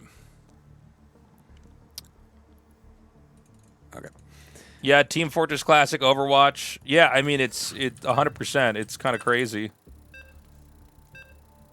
Wasn't Hearthstone also like a card game in WoW? Was it? I have no idea. I don't know anything about Hearthstone. I should know you wouldn't know that. Or WoW. I did not play any WoW. I played Magic as a kid. Magic was great. I played Magic and Yu-Gi-Oh and Pokemon cards. Hearthstone wasn't in WoW. All right. Well, sorry, chat. I mean, I'm not talking to you guys for the rest of this cast. I'm out of here. All right. You could take me down easy, guys. All right. We are in our game now. This is it. This is the final match. It's going to be a best of 3 with Classic versus Dark. Dark in the bottom right, Classic in the top right. Fighting Spirit will be our map. First time seeing Fighting Spirit today. All of the Brood War maps are 4-player maps, right? Retro and Polyport are both 4 players, right? Yeah, that's correct. Those are 4-player maps. Yeah, I meant the ones that are ported in, not every single Brood War map. There's a couple ever. 3-player maps and then some 1v1 maps, and they basically don't go over that. Yeah. So yeah, we have only for the Brood War maps 4-player maps added in here from the SC EVO guys. So a bit of a different swing compared to StarCraft 2, since we've pretty much banished for 4-player maps. We've banished them to the Shadow Realm. That's right. Don't play 4-player maps ever anymore because we don't like dying to unscattered 12 pools and PvZ and things like that. So not the case here in Brood War. So we're doing some 4-player maps for fun, and I mean, it's fine, I think. Stormgate's doing that too. They're adding some 4-player maps and stuff, playing around with that. So they should. I think they pumped the brakes a little bit too fast with the StarCraft 2. Like, we can't have more than 2 spawns on a map. I think there is a danger. Okay, I'm going to say it. Are you ready? This is a dangerous thing to say. Here we go, Chad. Hot take incoming. Get yourself do not ready. give the pro gamers too much say on that. Tasteless! Tasteless? No, you're not supposed to say that. No, pro gamers are everything. No, I really think that it's a little bit better if you have people that are not. Because what you'll have is that people will. It's like an incentive thing, right? Like they're like, no, this has to make it fair. This has to. The game's going to be played a certain way, and what you want to have. By the way, 3-hatch Hydra here. Yeah. You want to have maps that basically challenge people to come up with new stuff. And if they suck, you get rid of it. I'm not saying keep an awful map in there forever and torture the viewer and the player, but I think it is good to kind of force players to adapt and figure stuff out, and I think it brings out new play style and new ideas. And here I am, Mr. Standard, just wanting to play the same build in every matchup and well, not having to think about anything. No, here's the reality, too. When I ladder, I only want to be on the same maps, too, okay? It's not like I'm forcing myself to learn these new maps either, guys. But I'm just saying, when you're playing for a living, I think we got to have the thing be hard. But no, literally, man, if you looked at my last just StarCraft not practicing what streams, you preach I'm at like, all. Yeah, I'm like, well, I'm just going to never not have Fighting Spirit checked here. All right, we got a couple Lings sneaking their way into the natural here. We'll be able to get a probe, not 2, so pretty nice little opener there for Dark, already getting a little bit of damage there. Adept getting into the main base here, though, of Dark as well, and that's going to net him 2 drone kills and forced spore cancel as well, so that's a bit annoying. We'll also get the scout on the 3-hatch Hydra here. So Classic should be fully aware of what's actually happening. We do have the Oracle not proxied this time, but we do still have the Oracle, which is, I think, just a total staple of this PvZ matchup when it comes to playing against Brood War Zerg, because there's just really no easy way to actually defend against Oracle harassment. But this time the Hydras and Lings are going to be out on the map pretty early. There's not going to be any glaives this time compared to the last time we saw this interaction. So we'll see, can this actually bust through? Because Warp Gate's not finished. This is hitting really early. They really like this 3-hatch Hydra stuff. We just keep seeing it. Again, probably one of the best builds in the StarCrafts, but, you know, we've seen StarCraft 2 Protosses, especially in the Tasteless Time Warp, stop this time and time again. The Oracle's going to ignore this. He's going to try to find damage somewhere else. He's just trying to go across the map here, going to try to get some worker damage, it looks like. He's trying to kind of target down this Cyber Core to kill it off before Warp Gate finishes, and if he does that, that would be huge, but luckily the Micro from Classic has been pretty good to continue to bait the Hydras in and out, to not know exactly what to target for now. So at least he could target it down so that way there's no more Adepts that could be made, or no more shield batteries. But it seems like the overcharge healing is also just very good here for the batteries, and it's going to make it hard to actually just bust down these Adepts one at a time here. The DPS not quite strong enough, and now the energy is a bit gone here. Maybe going to try to be able to get on through. Will be able to start killing off some of these Adepts, but more and more start to get warped in. And with 2 Oracles, also 3 Oracles, also looming on the horizon here, it's going to be really risky for Dark to try and dive any deeper, as he's going to head his way back on home. But then the Oracles do get on top of the Hydras, will start to get focused down, and I guess that many Hydras actually are pretty decent against those Oracles. And now with the reinforcements as well, was this an overextension by Classic? Yeah, this is looking really scary. The Adepts can shade back inside. The batteries basically are empty. And so the Cybernetics core is going to go down. And that means no more Stalkers, no more Adepts. He can only make Zealots. I don't think Zealots are going to work it here versus these Hydras. There's so many now. All these batteries are so low. The overcharge is ready, so he could throw that down whenever he has the energy, which he does actually have. I think he's just, I'm sure what he's waiting for, actually. He kind of needs that energy to really start to heal up some of these units here, because these Hydras are still not really dying. There we go from the overcharge. We'll get targeted down, though, by Dark and instantly, and that is going to start to get really difficult now for Classic. He's still got a ton of workers alive because the Oracle is over here. Actually, we'll start to be able to kill off some of those drones now, but there's still so many Hydras here in front of this army. I mean, it's like he's barely hanging on. Surprisingly, the Zealots are starting to work just because the Hydras have to kite. And the Zealots can pretty cleanly move up and get in the way. More Hydras are coming. These get sandwiched a bit. This is actually a super awkward engagement. Really taxing the Micro here on both sides. Dark somehow keeping... Oh, the Sentry's super clutch. But still, they're so fast. You're able to actually outmaneuver these a little bit. The Zealots are just so slow. Dark's Micro on these Hydras has been excellent so far. Just completely moving around from those Zealots to negate the amount of damage that they can do once they get on top. And now with that excellent Micro, it's allowed a lot of these Hydras to stay alive. But another battery overcharge, the third one of this push, is going to halt that for now. Dark looking like he was about to have a moment to bust through, but that overcharge coming in super clutch. Okay, so he's starting to get more Hydras out here. And again, energy's low everywhere. One force field comes down, but he can basically just ignore it. He comes out to the exterior. He's going to take this gateway out here at the bottom. There's one on the left that's going to fall in a second here. Its shields are just now gone. The pylon over here is going to fall. I think we are right about at the end. There is a core that's been remade. He's going to keep making sentries and stalkers. But the worker count's very low. There's not that many melee units to throw into the front anymore. He already sacked a lot of probes trying to do that.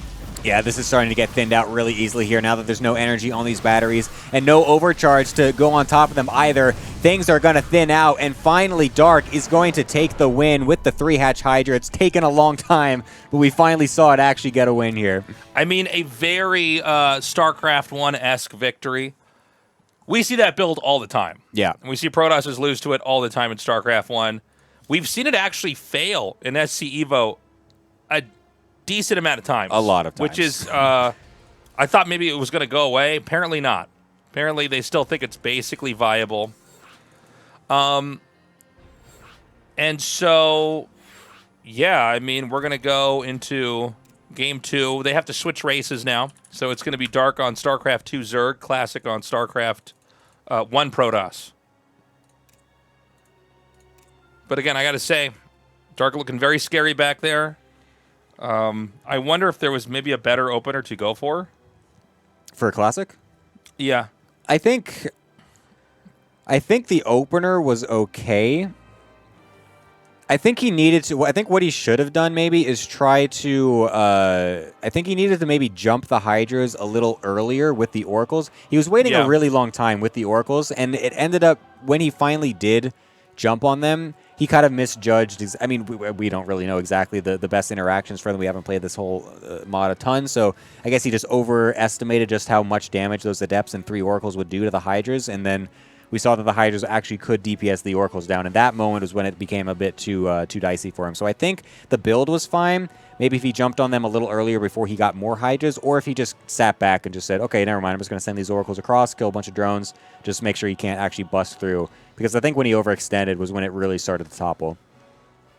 Okay, well, let's go into Game 2. Again, guys, thank you so much for joining us here for Tasteless Time Warp number 3. Right now, it is Dark on Team A with the 1-0 lead in the ace match, best of 3. We're going to need Classic to win here in order to tie this up. Otherwise, it's going to be the end. Luckily, we've gotten the ace match every time we've done this. So, yep. Very, very fortunate for us. Dark. Oops, somebody left the game. Maybe someone was the wrong race or something. I think Dark maybe was wrong race. Nice catch, Dark. Damn, look at that.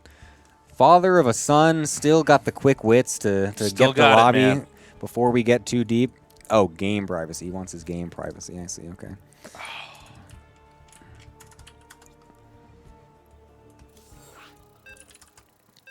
Got to keep those matches private, man. You never know who's going to be lurking. Never know, and man. Seeing who's gonna. Some strangers get in there, man. Yeah, they're going to see what kind of strats try to give going us for candy. This I'm SC like, EVO. okay.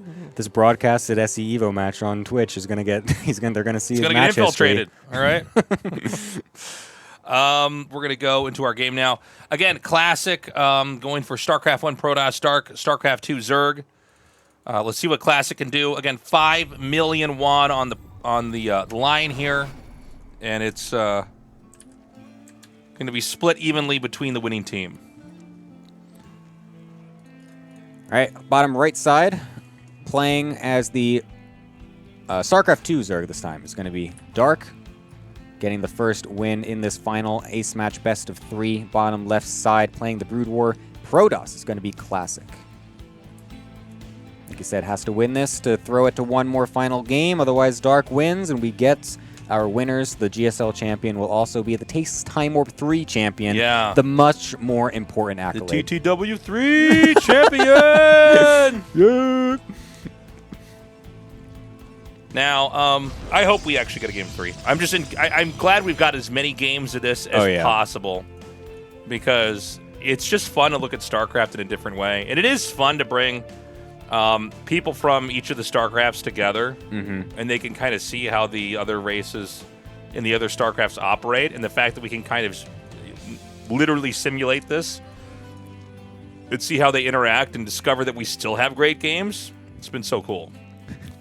Yes, the winner of this does qualify directly into EWC. That's how this works. Yes, that's how prestigious our tournament is. They get $3,000 and they get an instant qualification. It's actually the other way around. It's the winner of EWC qualifies for this tournament. Okay. Yep, that's it. Yeah. Now, unsurprisingly, we've got fast expand again. Unless Protoss is going to be real crazy early on, we pretty much always see basically a barricade set up and an expansion made. Now, back here for Dark. Dark is just... He's chilling, man. He's chilling. This is a StarCraft 2? Yes. Zerg? Okay, I don't know why. I think I've gone between the two races in this mod so much, I'm getting confused. Yeah. The quickest thing is just to look at just the Queens. production. Okay, I was like, oh my god, they're both StarCraft 1. What do we do now? Oh, no. I want to tell the players we've got to restart the game, but there's such a big deal, I'm scared to ask them. We saw Burrow getting made there for a second, but I think that was a miss. I think that was just a fat-fingered. He fat-fingered the B to try and build the Roach Warren, so that's a bit... I was hoping we got something a little bit spicy, but not quite. Will be a fast Roach Warren, though. Is still kind of interesting. Still spicy enough here out of a StarCraft 2 Zerg. Is he going to go just for a big Roach Ravager push is the question, I feel like. think we saw that do really well in one of the first ones we did. I think Solar did that against like Mini or something like that.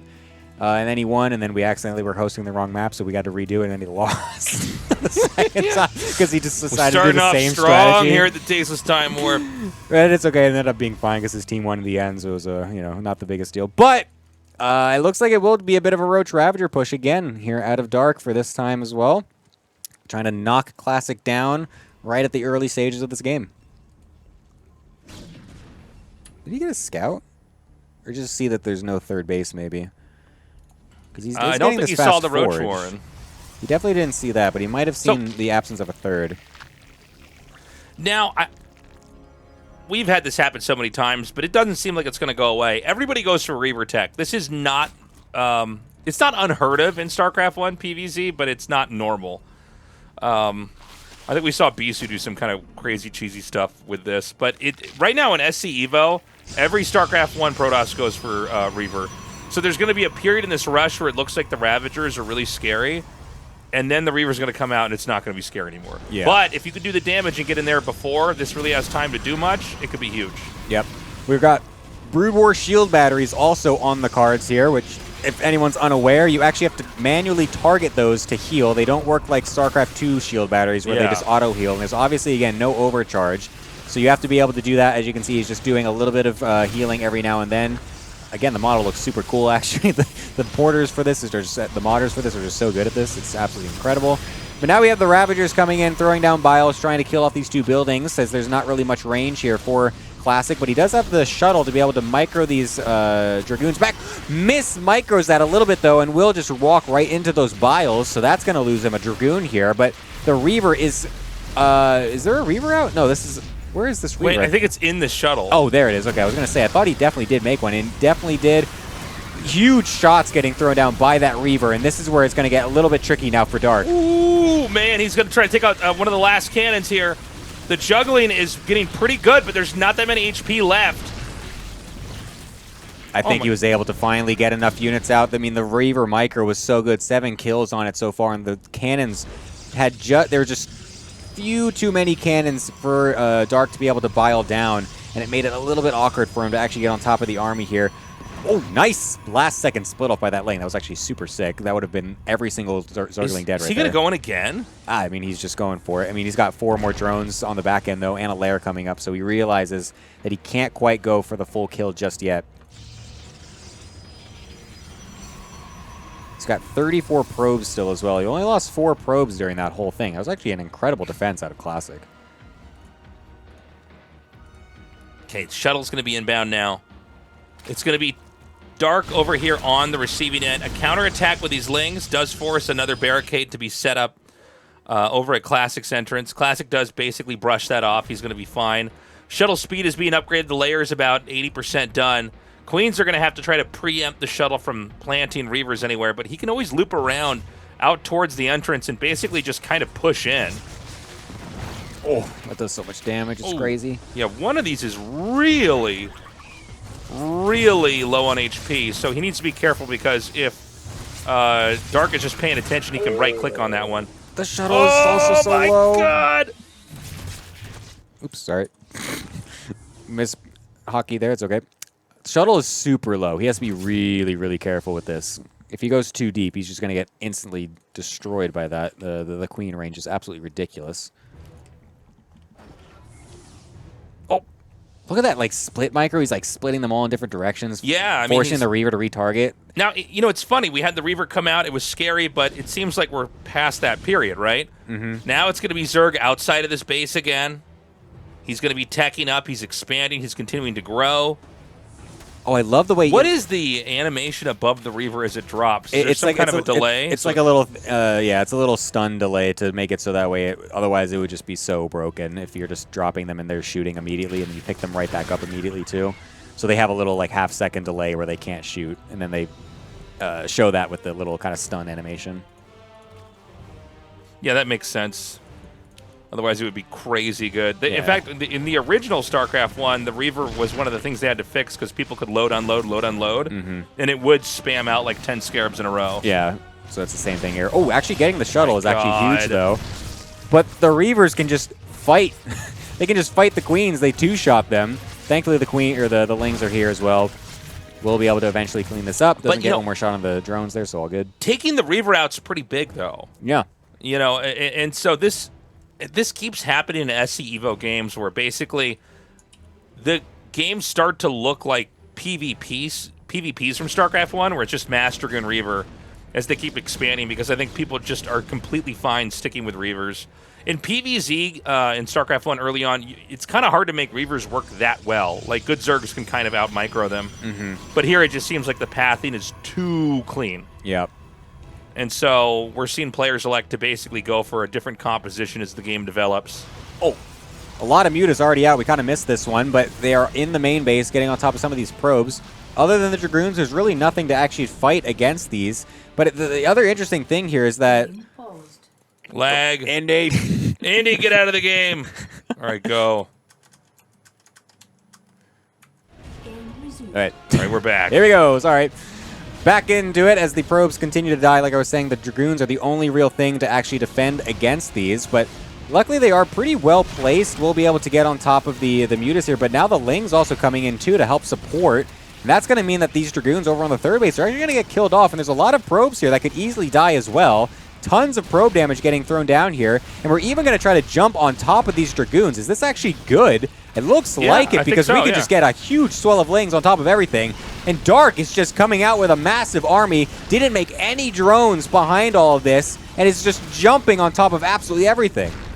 Yeah, you know, if the Reavers are picked off, it's really hard to make anything work.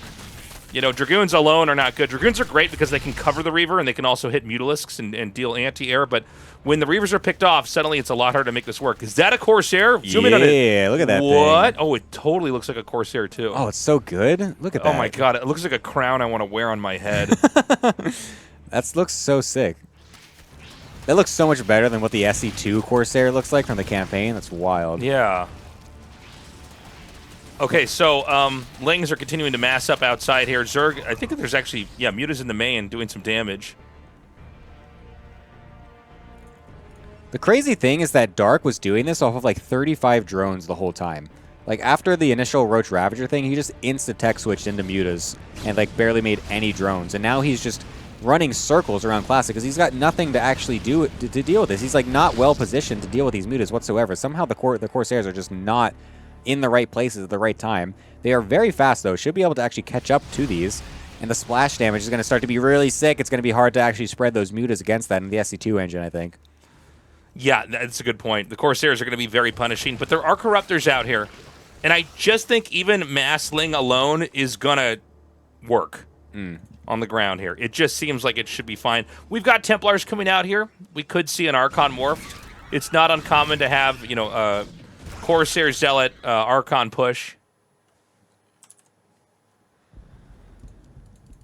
Now, I think if Protoss overextends here, the game will end. And I love the fact that Dark's going to go inside the main and just try to hit the, try to hit the workers here.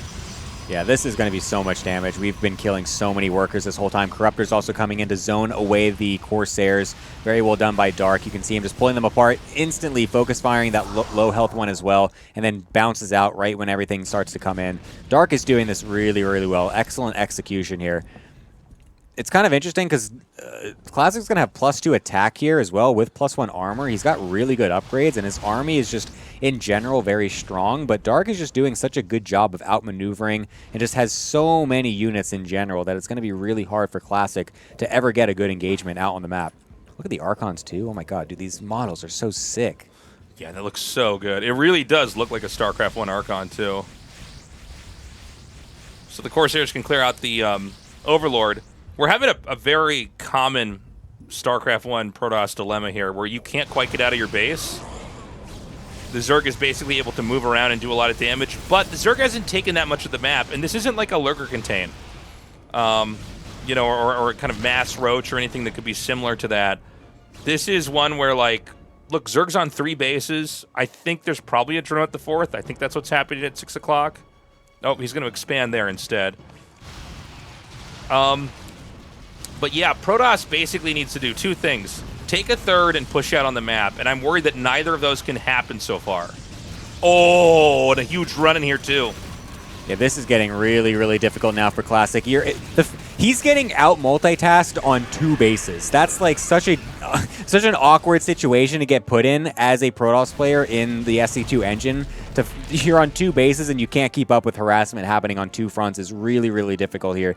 Usually you start getting split up when you are actually on like 3 or 4 bases. And now Classic is realizing that he just has to send it and just go straight down the middle. Gonna have to go for a base trade, bringing a probe with him as well to hopefully get some buildings get made. I would have liked it if he honestly just sent a bunch of his probes with him at the same time just to guarantee that they all are going to survive here.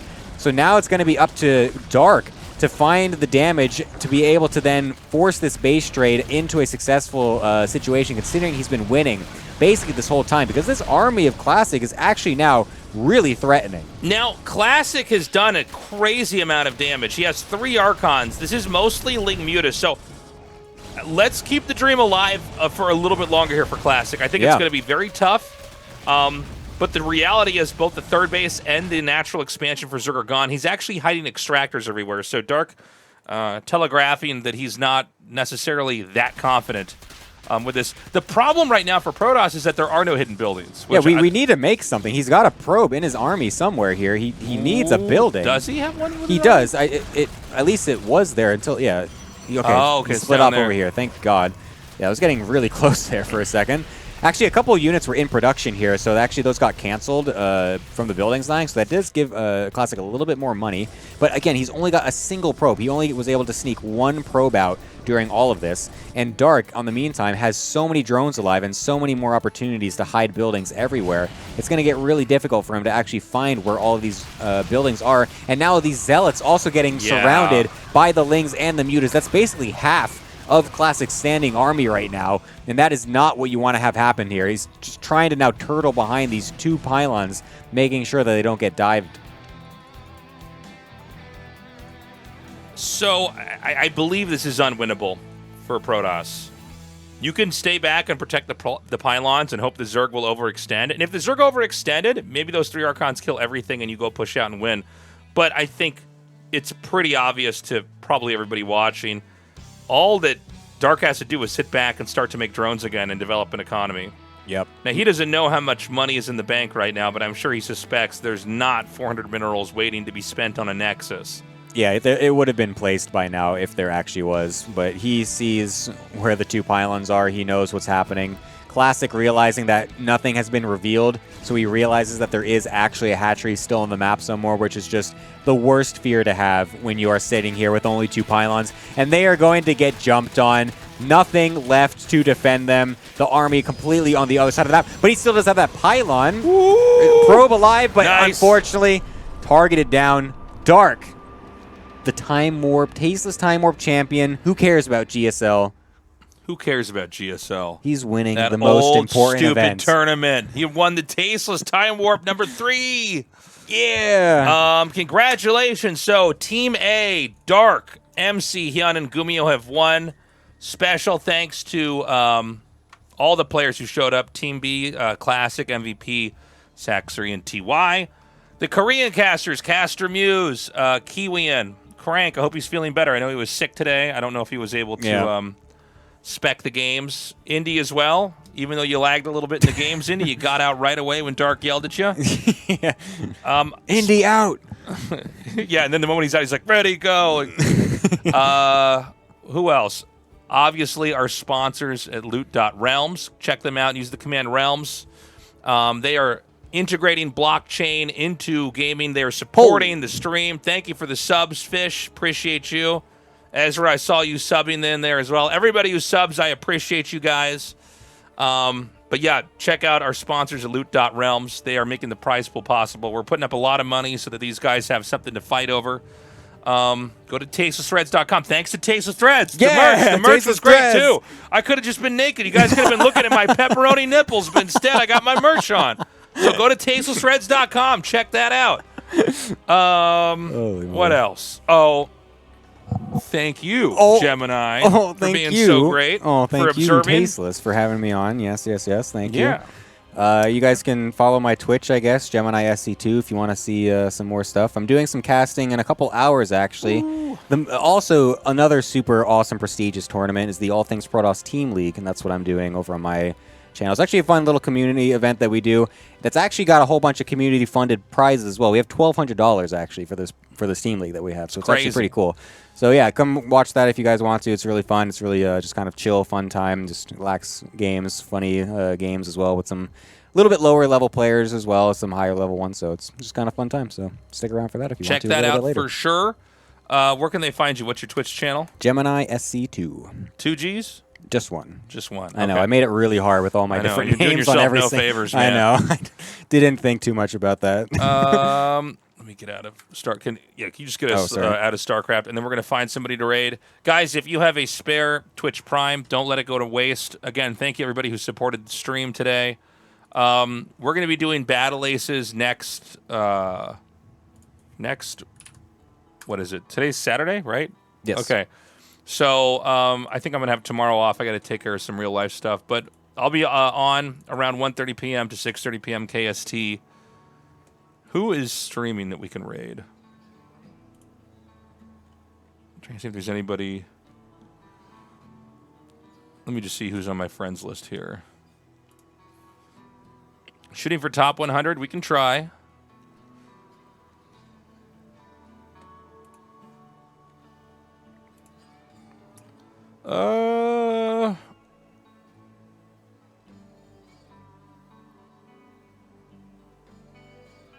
Let us raid. We're going to raid Majin Obama. He is playing Elden Ring. Say hi to Majin for me, guys. Good job, Caster Muse. Good job, chat. Good job, everybody. Say hi to Majin for me, guys. Yeah, that's it. Gemini and Tasteless signing out. Bye-bye. See you guys.